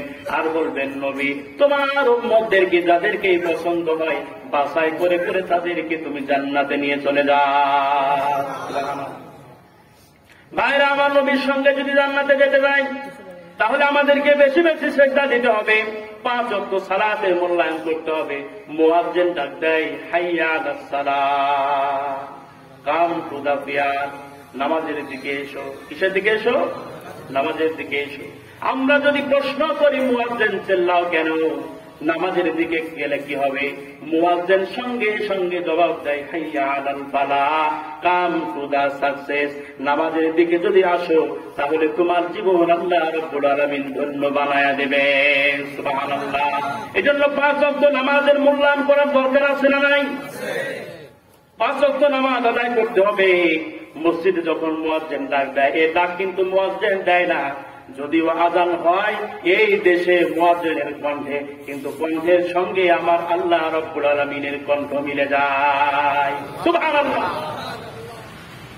এরপরেও দেখা যায় অনেক মানুষ আছে মুমিন বলে দাবি করে, নবীর উম্মত বলে দাবি করে, রহমানের বান্দা বলে দাবি করে, মসজিদে আযান হয় কিন্তু তারা নামাজে আসতে যায় না। আযান নাই, চা খায়, আবার তাদের সিগারেটের নেশা আছে, তারা সিগারেট খায় আর ফু দেয়, ওই উপরের দিকে যায় কত দেয় কিনা।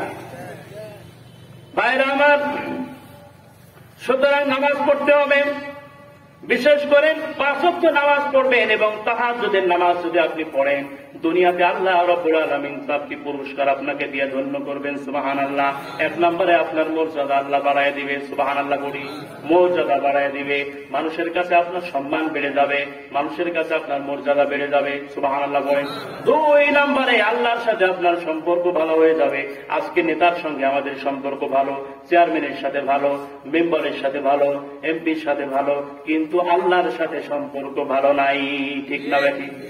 আল্লাহর সাথে যদি সম্পর্ক ভালো করতে চায়, রাতের বেলা উঠে তাহাজ্জুদের নামাজ পড়তে হবে। সুবহানাল্লাহ। আল্লাহ রাব্বুল আলামিনের হাবিব বলেন, তুমি যত বেশি সিজদা দিবে, রাতের বেলায় কেউ দেখবে না, তুমি নিরিবিলি আল্লাহকে সিজদা দিবে। সিজদা দেওয়ার কারণে আল্লাহ পাক তোমার সম্মান মর্যাদা বাড়াইয়া দিবে।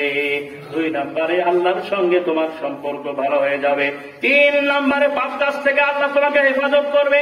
4 নম্বরে যদি কোনো পাপ ভুলেও, ছোটখাটো কোনো পাপ, কোনো অন্যায় যদি হয়েও যায়, তাহাজ্জুদ গুজারকারী হওয়ার কারণে এই ছোটখাটো পাপগুলি আল্লাহ পাক তিনি গুনাহের কাফারা বানাইয়া দিবে। সুবহানাল্লাহ। সুতরাং ভাইরা আমার, বাবাজিরা আমার, মা বোনেরা আমার, রাতের বেলা উঠে তাহাজ্জুদের নামাজ পড়তে হবে, আল্লাহকে সিজদা দিতে হবে, রুকু করতে হবে। নামাজে যদি আপনি কোরআন তেলাওয়াত করেন, লম্বা সময় ধরে যদি কোরআন তেলাওয়াত করেন, জান্নাতের ভিতরে যখন কোরআনে কারিমের একটা সমাবেশ হবে, যে সমাবেশে বিশ্বনবী থাকবেন প্রধান অতিথি, স্বয়ং আল্লাহ রাব্বুল আলামিন যেদিন থাকবেন সভাপতি, আর পৃথিবীর সব নবী রাসূলরা যেদিন থাকবেন বিশেষ অতিথি, হযরতে ইউসুফ নবী আলাইহিস সালাতু ওয়াস সালামকে জান্নাতের ওই মহা অনুষ্ঠানে তিনি জান্নাতের মঞ্চের ডান পাশে তাকে দাঁড় করায় দিলে গোটা ময়দান আলোকিত হয়ে যাবে, আর লাইটের কোনো প্রয়োজন হবে না। সুবহানাল্লাহ। সেই কঠিন ময়দানে দুনিয়াতে আপনি কষ্ট করে কোরআন তেলাওয়াত করার কারণে, রাতের বেলায় কিয়াম করার কারণে, জান্নাতের ওই মহা সমাবেশে আল্লাহ রাব্বুল আলামিন আপনাকেও তিনি দাঁড়ানোর ব্যবস্থা করে দিবেন। সুবহানাল্লাহ। এজন্য রাতের বেলায় তাহাজ্জুদ নামাজ পড়ব। রহমানের বান্দা যদি হতে চায়, রহমানের বান্দি যদি হতে চায়, রাতের বেলা উঠে তাহাজ্জুদ নামাজ পড়তে হবে। আল্লাহ যেন আমাদের পড়ার তৌফিক দান করেন, আমিন। রহমানের বান্দাদের 4 নম্বরের বৈশিষ্ট্য যেটি, সেটি হলো এই, তারা শুধু নামাজ পড়েই না, বরং তারা আল্লাহর কাছে দোয়া করে, রব্বানা সরিফ আন্না আযাব জাহান্নাম ইন্না আযাবাহা কানা গরামা। আল্লাহু আকবার। রব্বুল আলামিন বলেন, রহমানের বান্দারা রাতের বেলা নামাজ পড়ে, তারপরে সিজদায় গিয়ে মোনাজাতে হাত তুলে আমার কাছে বলে, রব্বানা সরিফ আন্না আযাব জাহান্নাম, ও আল্লাহ, জাহান্নামের আগুন আমি সহ্য করতে পারবো না, জাহান্নামের আগুন তুমি আমারে দিও না, জাহান্নামে তুমি আমারে জ্বালায়ও না। আল্লাহ, ইন্না আযাবাহা কানা গরামা, তার কারণ জাহান্নামের আগুন হচ্ছে সর্বনাশা। আল্লাহ গো, তুমি অন্তত জাহান্নামের আগুনে আমারে জ্বালায়ও না। আমরা পড়ি আমিন। ভাইরা আমার, জাহান্নামের আগুন যেটি আল্লাহ রাব্বুল আলামিন সূরা হুমাযার ভিতরে তিনি বলেছেন, নারুল্লাহিল মুকাদা আল্লাতী তাত্তালিউ আলাল আফইদা। আল্লাহ রাব্বুল আলামিন বলেন, জাহান্নামের আগুন হলো আমার প্রজ্বলিত আগুন। এই আগুন যদি কারো হাতে লেগে যায়, সঙ্গে সঙ্গে কলিজায় স্পর্শ করবে, সঙ্গে সঙ্গে কলিজায় স্পর্শ করবে। ভাইরা আমার, দুনিয়ার আগুন যদি হাতে লাগে শুধু হাতটায় পড়ে, কথা ঠিক কিনা? জাহান্নামের আগুন যদি হাতে লাগে সঙ্গে সঙ্গে কলিজায় স্পর্শ করবে। এজন্য জাহান্নামের আগুন থেকে বাঁচার জন্য আল্লাহর কাছে দোয়া করতে হবে। নবীজি দোয়া শিখায়া দিয়েছেন, আল্লাহুম্মা আজিরনি মিনান নার। আমরা পড়ি, আল্লাহুম্মা আজিরনি মিনান নার। ও আল্লাহ, জাহান্নামের আগুন আমাদের জন্য হারাম বানায়া দাও, আমিন। বিশ্বনবী আরো বলেন, আল্লাহুম্মা ইন্না নাসআলুকাল জান্নাতা ওয়া নাউযু বিকা মিনান নার। ও আল্লাহ, মেহেরবানি করে, দয়া করে জান্নাতে হিসাবে আমাদের কবুল করুন, জাহান্নামের আগুন থেকে আমাদের বাঁচায় দিন, আমিন। এই দোয়াটা আমরা তারাবির নামাজ শেষে পড়ি, আল্লাহুম্মা ইন্না নাসআলুকাল জান্নাতা ওয়া নাউযু বিকা মিনান নার। পড়ি না? আসলে তারাবির জন্য এই দোয়া না, এটা সব সময় পড়বে। এই দোয়া সব সময়ের জন্য এটি পড়বেন আল্লাহর কাছে।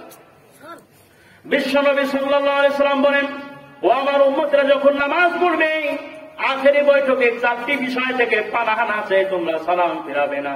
আল্লাহুম্মা ইন্নী আউযু বিকা মিন আযাবিল কবর ওয়া আউযু বিকা মিন ফিতনাতিল মাহইয়া ওয়া মামাত ওয়া আউযু বিকা মিন ফিতনাতিল মাসীহিদ দাজ্জাল। বিশ্ব নেতা বলেন, 4টি বিষয় আল্লাহর কাছে পানাহ চাই যে, আল্লাহ গো, কবরের শাস্তি থেকে তুমি আমারে বাঁচায়া দাও, জাহান্নামের আগুন থেকে বাঁচায়া দাও। ও আল্লাহ, তুমি আমাকে জীবন মরণের ফিতনার থেকে বাঁচায়া দাও, দাজ্জালের ফিতনার থেকে বাঁচায়া দাও। আমরা পড়ি আমিন। ইমাম সাহেব নামাজ পড়া যদি একটু লেট হয় তাহলে পড়ি দেয় কি দেয় না? একটু মনোযোগ সহকারে সুন্দরভাবে নামাজ পড়বে, ইখলাসের সাথে, তাকওয়ার সাথে নামাজ পড়বে, আল্লাহ পাক এটিতে আপনার বরকত দান করবে। সুবহানাল্লাহ। সুতরাং আমরা বলতেছিলাম, 4 নম্বরে রহমানের বান্দাদের বৈশিষ্ট্য হচ্ছে জাহান্নামের আগুন থেকে বাঁচার জন্য তারা আল্লাহর কাছে দোয়া করে। এজন্য সকালে এবং সন্ধ্যায় আমরা 7 বার করে পড়বো, আল্লাহুম্মা আজিরনি মিনান নার। এই দোয়াটা পড়বো ইনশাআল্লাহ। পারা যাবে তো? বিশ্বনবী বলেন, হালালকে হালাল ভাবে, হারামকে হারাম ভাবে যারা মেনে বেছে চলবে, সত্য মিথ্যা নির্ণয় করে যারা চলবে, সঠিক পথে যারা থাকবে, আর এই দোয়াটি যারা পড়বে, আল্লাহ রাব্বুল আলামিন তাদের জন্য জাহান্নামের আগুনকে তিনি হারাম বানায় দিবেন। সুবহানাল্লাহ। ভাইরা আমার, এই জন্য আল্লাহ রাব্বুল আলামিন বলেন, ইয়া আইয়ুহাল্লাযীনা আমানু কু আনফুসাকুম ওয়া আহলিকুম নারা ইলা আখির আয়াত। কোরআনে কারিমের 66 নম্বর সূরা তাহরিমের 6 নম্বর আয়াতে আল্লাহ রাব্বুল আলামিন জানালেন, ঈমানদারেরা, ও যারা ঈমান এনেছো, তোমাদেরকে বলছি তোমরা শোনো, তোমরা নিজেরা জাহান্নামের আগুন থেকে বাঁচো এবং তোমার আহাল পরিবার যারা আছে তাদেরকেও জাহান্নামের আগুন থেকে বাঁচাও। সুবহানাল্লাহ। আপনি নিজে নামাজ পড়বেন, আপনার পরিবার পরিজন যারা আছে তাদেরকে নামাজের দাওয়াত দিবেন না, তাহলে কিন্তু আপনি সঠিক মুমিন হতে পারবেন না। নিজে জাহান্নামের আগুন থেকে বাঁচবেন, পাশাপাশি আপনার আত্মীয় স্বজনদেরকেও জাহান্নামের আগুন থেকে বাঁচানোর দরকার আছে না নাই? অনেক মানুষ আছে টাকা নাই, নামাজ পড়ে, নিজে নামাজ পড়ে, পাশের বাড়ির লোক নামাজ পড়ে না, তাকে নামাজের দাওয়াত দেয় না। নিজে নামাজ পড়ে, নিজের ভাই নামাজ পড়ে না, তাকে দাওয়াত দেয় না। আছে কিনা? না। নিজেও নামাজ পড়বেন, দাওয়াত দিবেন। দাওয়াত পাওয়ার পরে সে যদি না পড়ে, তাহলে আপনার কোনো অসুবিধা নেই, আপনি তাকে বলবেন।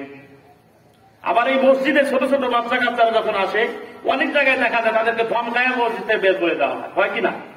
মসজিদ থেকে ধমকায় তাদেরকে বের করে যাবেন, তার কারণ মসজিদ তো আপনার না, মসজিদ আপনার না। মসজিদ থেকে তাদেরকে বের করে দেবেন না, তাদেরকে ভালোবাসবেন, মহব্বত করবেন। 2-4টা চকলেট রাখবেন পকেটে, রাখার পরে দেখবেন যে ছেলেটি নামাজে আসে, তার মাথায় হাত বোলায় বলবেন, বাবা এই যে না, তোমাকে একটা চকলেট দিলাম, আলহামদুলিল্লাহ, খুব ভালো, আবার আসবে। ছেলেটি কিন্তু আবার আসবে না। আর যদি আপনি তাকে ধমকায়, বেটা আর আসবে না বলছেন, এরকম যদি বলেন, তাহলে সে কিন্তু আর ভয় পেয়ে যাবে, সে মসজিদে কিন্তু আসবে না। একটা চকলেট যদি আপনি দেন কোন ছোট বাচ্চাকে, 60 বছর ধরে আপনি নামাজ পড়ছেন, আপনার নামাজ কবুল হতেও পারে, নাও পারে, কোনো গ্যারান্টি নাই, আছে? কিন্তু যদি কোন সন্তানকে ভালোবেসে মহব্বত করে মাথায় হাত দিয়ে একটা চকলেট যদি হাতে দেন, বলেন বাবা সামনে রক্তে আসবে, সে যদি সামনে রক্তে যদি এসে যায়, অন্তত আল্লাহ রাব্বুল আলামিন আপনার নামাজগুলি তিনি এর ওসিলায় কবুল করে নেবেন। সুবহানাল্লাহ। এজন্য নিজেরা নামাজ পড়বো, অন্যদেরকে নামাজের দাওয়াত দেব, নিজেরা নামাজ পড়বো, অন্যদেরকে দাওয়াত দেব, নিজেরা জাহান্নামের আগুন থেকে বাঁচবো, অন্যদের জাহান্নামের আগুন থেকে বাঁচাবো। এখানে বাবনদের জন্য 4টি আমল বলে দেই। আল মারআতু ইযা সাল্লাত খামসা আসামাত শাহরাহা ওয়া আহসানাত ফারজাহা ওয়া আতাআত বালাহা।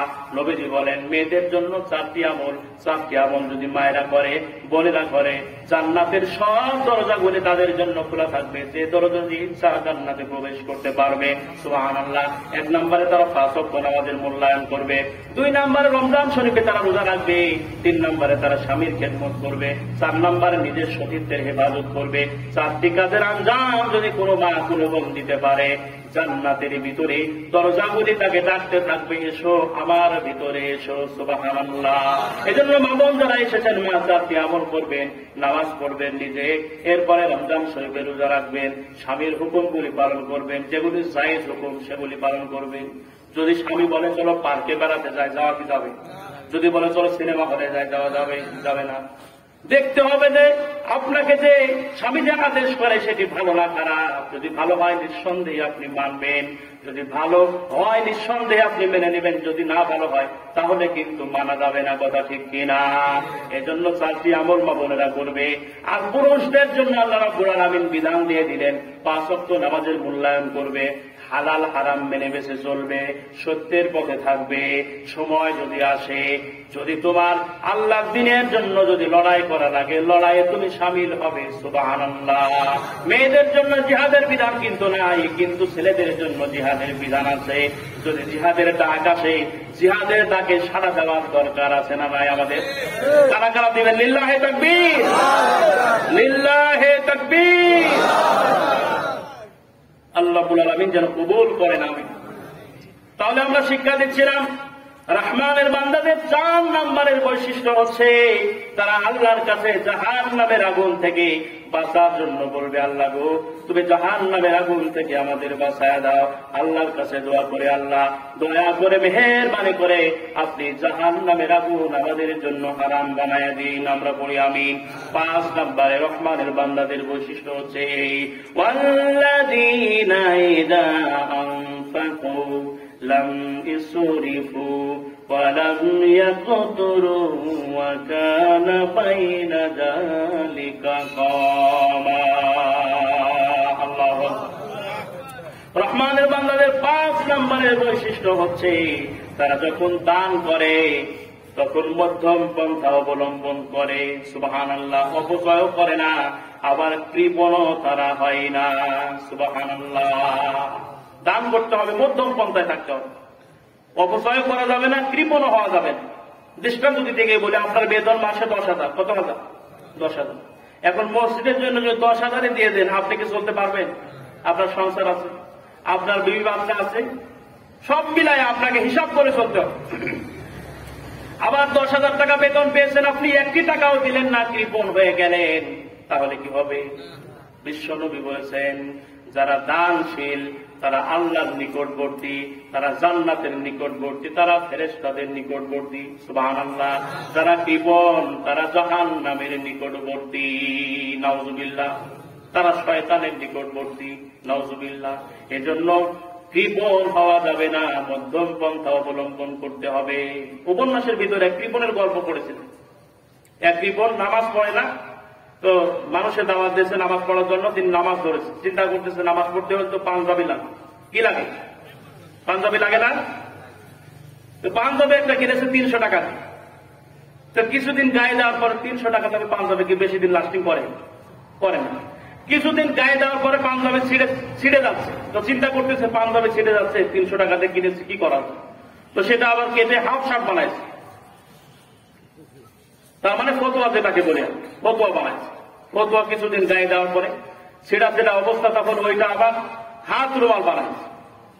হাত রুমাল কিছুদিন ব্যবহার করে চিন্তা করতেছে যে হাত এখন কি করা যায়। তো সেইটা আবার ওই মেশিনে সেলাই করে আবার টুপি বানাইছে। সে টুপি মাথায় দেয়। তো এই যে বর্ষার সময় রোদ উঠে না, 3 দিন 4 দিন ওঠে না, এরকম হয় না বৃষ্টির কারণে।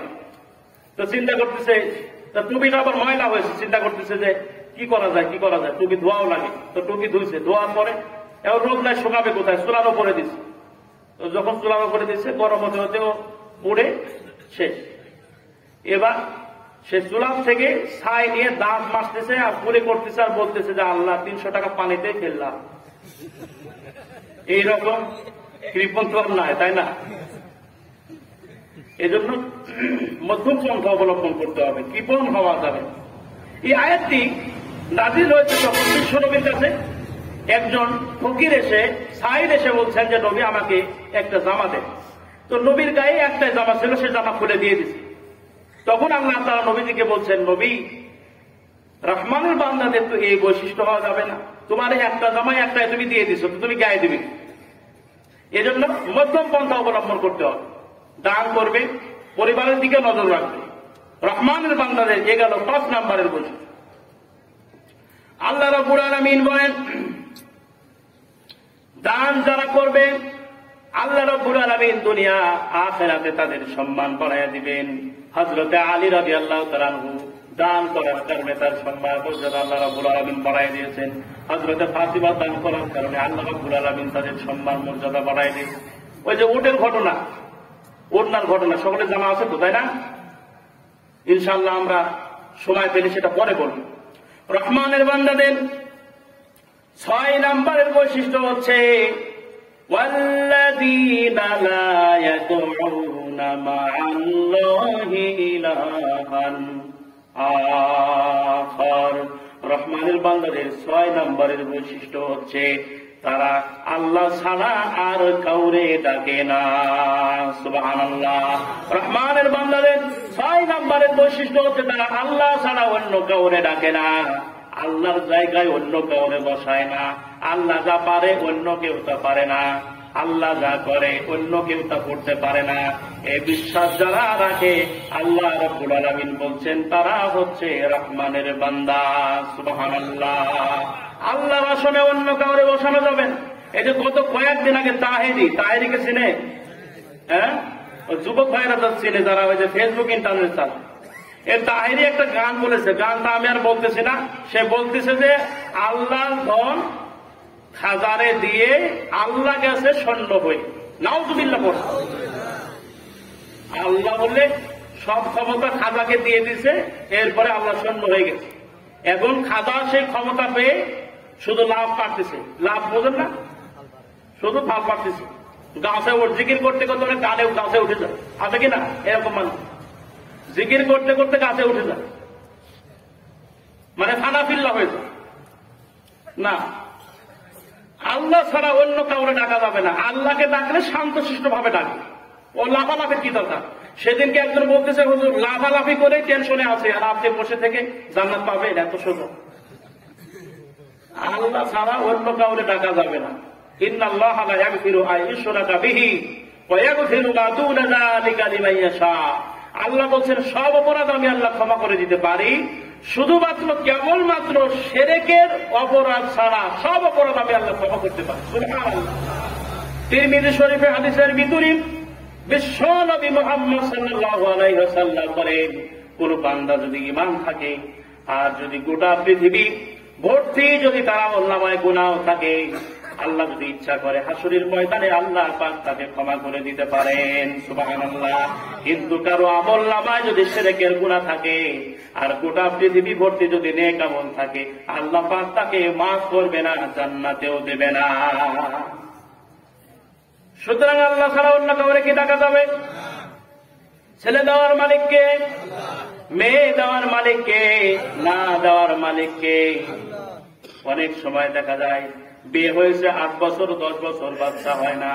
পীরের দরবারে গিয়ে বলে একটা বেটা দে রে বাবা, একটা বেটা দে। বলে কিনা? চাইতে হবে তার কাছে। আল্লাহ ছাড়া কারো কাছে যাওয়া যাবে না।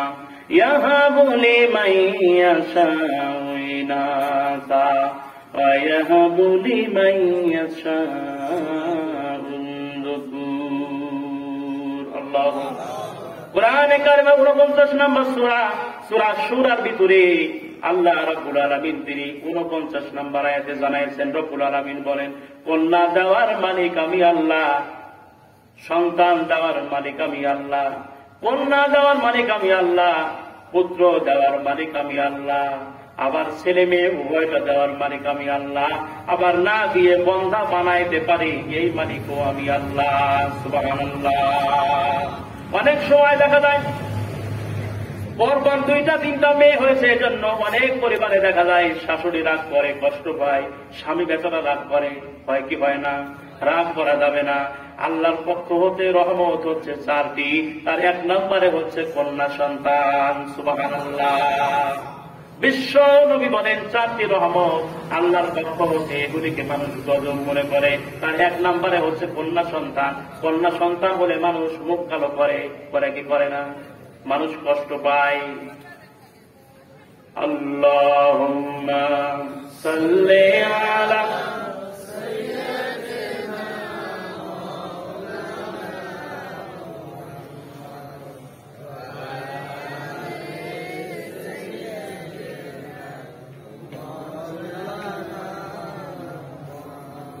ওরে কোকিল তুই কি প্রথম চুমেছিলে নবীর কদম। ওরে কোকিল তুই কি প্রথম চুমেছিলে নবীর কদম। তাই কিরে তোর কণ্ঠেরি গান, তাই কিরে তোর কণ্ঠেরি গান এতই মধুর লাগে, নামি এত মধু থাকে কে জানি তো আগে। আল্লাহুম্মা সাল্লি আলা সাইয়্যিদিনা মাওলানা মুহাম্মদ وعلى آله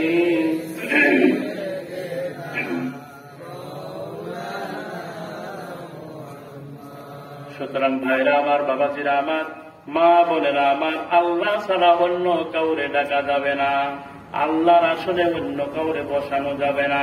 হাসরের ময়দানে একচ্ছত্র মালিক হচ্ছেন আল্লাহ সুবহানাহু মান যাল্লাযী ইয়াশফাউ ইনদাহু ইল্লা বিইذনি। আল্লাহ বলে আমার অনুমতি ছাড়া হাসরের ময়দানে কে কথা বলতে পারবে? তবে বিশ্ব নবীকে আল্লাহ রাব্বুল আলামিন সেই ক্ষমতা দান করবে।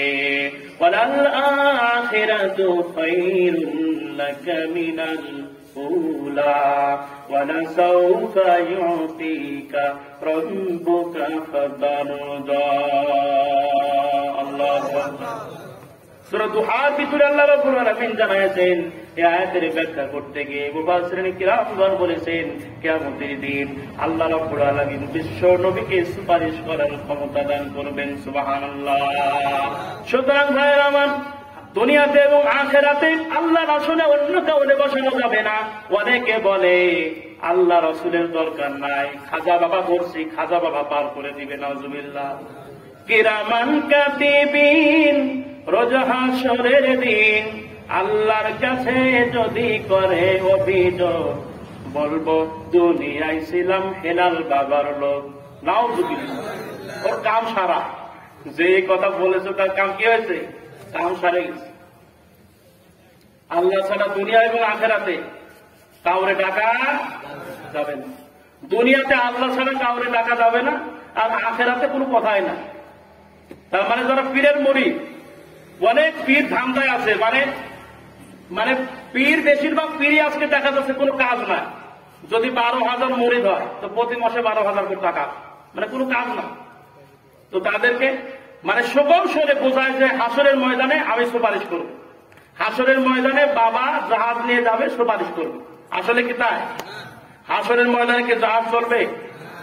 হাসরের ময়দানে সূর্য মাথার উপরে নেমে আসবে, মাটি পুড়ে তামা হয়ে যাবে, তাই না? তো সেখানে জাহাজ চলে। তো এই যারা এই ধান্দা পানি করতেছে এগুলি বুঝতে হবে ভাই, দুনিয়া এবং আখিরাতে ডাকবো একজনকে, তিনি কে? আল্লাহ ছাড়া কাউরে ডাকা যাবে না। আর সুপারিশ করবে কিয়ামতের দিন বিশ্ব নবী। বিশ্ব নবী ছাড়া কোন মানুষ হাসরের ময়দানে সুপারিশ করতে পারবে না। এজন্য রহমানের বান্দাদের 6 নম্বরের যে বৈশিষ্ট্য সেটি হলো এই, আল্লাহ ছাড়া কাউরে ডাকা যাবে না। আমরা কি ডাকবো? ডাকবো না। পরিবারে অভাব অনটন চলতেছে, কার কাছে বলবো? অভিযোগ দেবো কার কাছে? আমি অসুস্থ, বলবো কার কাছে? আইয়ুব আলাইহিস সালাতু ওয়াস সালাম 18 বছর ধরে তিনি রোগে আক্রান্ত ছিলেন, তাই ছিলেন না? গোটা শরীরে পোকা ধরেছে, জিহ্বার ভিতরে পোকা ধরেছে। পরিবারের লোকেরা দূর দূর করে তারে তাড়াই দিয়েছে, রাষ্ট্র শক্তি তাড়াই দিয়েছে, জঙ্গলের ভিতরে আশ্রয় গ্রহণ করেছে। একদিন সকাল বেলায় আইয়ুব আলাইহিস সালাম নবুয়তের জবান দিয়ে দেখলেন জিহ্বার ভিতরে পোকা ধরা শুরু হয়ে গেছে। আল্লাহর কাছে বললেন, আল্লাহ আন্নী মাসানিয়াদ দুররু ওয়া আনতা আরহামুর রাহিমিন। ডাক দিয়ে বলেন, আল্লাহ আমি অসুস্থ, তোমার নাম রহমান রহিম। আল্লাহ রাব্বুল আলামিন বলেন, আইয়ুবের দোয়া আমি আল্লাহ কবুল করলাম, তাকে আমি আল্লাহ লায়েক দিলাম। সুবহানাল্লাহ পড়েন। তাকে আমি আল্লাহ লায়েক দিলাম, তাকে আমি আল্লাহ পছন্দ করলাম, তাকে আমি আল্লাহ মনোনীত করলাম, রোগ শোক ভালো করে দিলাম। ফাস্তাজাবনা লাহু ফাকাশাফনা মা বিহি মিন দুররিন ওয়া আতাইনাহু আহলাহু ওয়া মিসলাহুম মা'হুম রাহমাতাম মিন ইনদিনা ওয়া যিকরা লিল আবিদিন। আল্লাহ রাব্বুল আলামিন বলেন, আইয়ুবের দোয়া কবুল করলাম, রোগ শোক ভালো করে দিলাম, পরিবার ফিরিয়ে দিলাম। এজন্য দিলাম আমার আইয়ুব ছিল আমার অনুগত বান্দা। সুবহানাল্লাহ। আর আজকে আমরা অসুখ হলে কাকে ডাকি? বলে ছেলের যে অসুখ হয়েছিল, ডাক্তার যদি না থাকতো তাহলে ছেলে আমার বাঁচতই না। নাউজুবিল্লাহ। বলে কিনা অনেকে যে এই ডাক্তারের কাছে যদি না যেতাম তাহলে আমার সন্তানের অসুখ ভালোই হতো। আপনি সেরে করে ফেলেছেন, ওই এই কথা বলা যাবে না। ডাক্তার ওসিলা, ওষুধ ওসিলা, ভালো করতে পারেন কে? তাহলে আমরা শিক্ষা দিচ্ছিলাম আল্লাহ ছাড়া অন্য কাউরে ডাকা যাবে না। সুবহানাল্লাহ পড়ে। ভাইরা আমার, রহমানের বান্দাদের এখানে 12টি বৈশিষ্ট্যের কথা বলা হয়েছে। কতটি? 12টি। আমরা বলতেছিলাম সভাপতি সাহেব মসজিদের জন্য একটু আদায়ের জন্য বলতেছে, তো আমরা কিছু আদায় নিয়ে তারপরে যদি সম্ভব হয় একটু আলোচনা করে তারপরে আমরা শেষ মনোযোগ দেবো ইনশাআল্লাহ। আমি আজকে পড়তেছিলাম, যদি কোনো মানুষ তার ভাগ্য পরিবর্তন করতে চায়, কি পরিবর্তন করতে চায়? তার ভাগ্য যদি পরিবর্তন করতে চায় তাহলে সে 5টি আমল করবে। কয়টি আমল করবে? 1 নম্বরে বেশি বেশি দোয়া করবে। 1 নম্বরে কি করবে?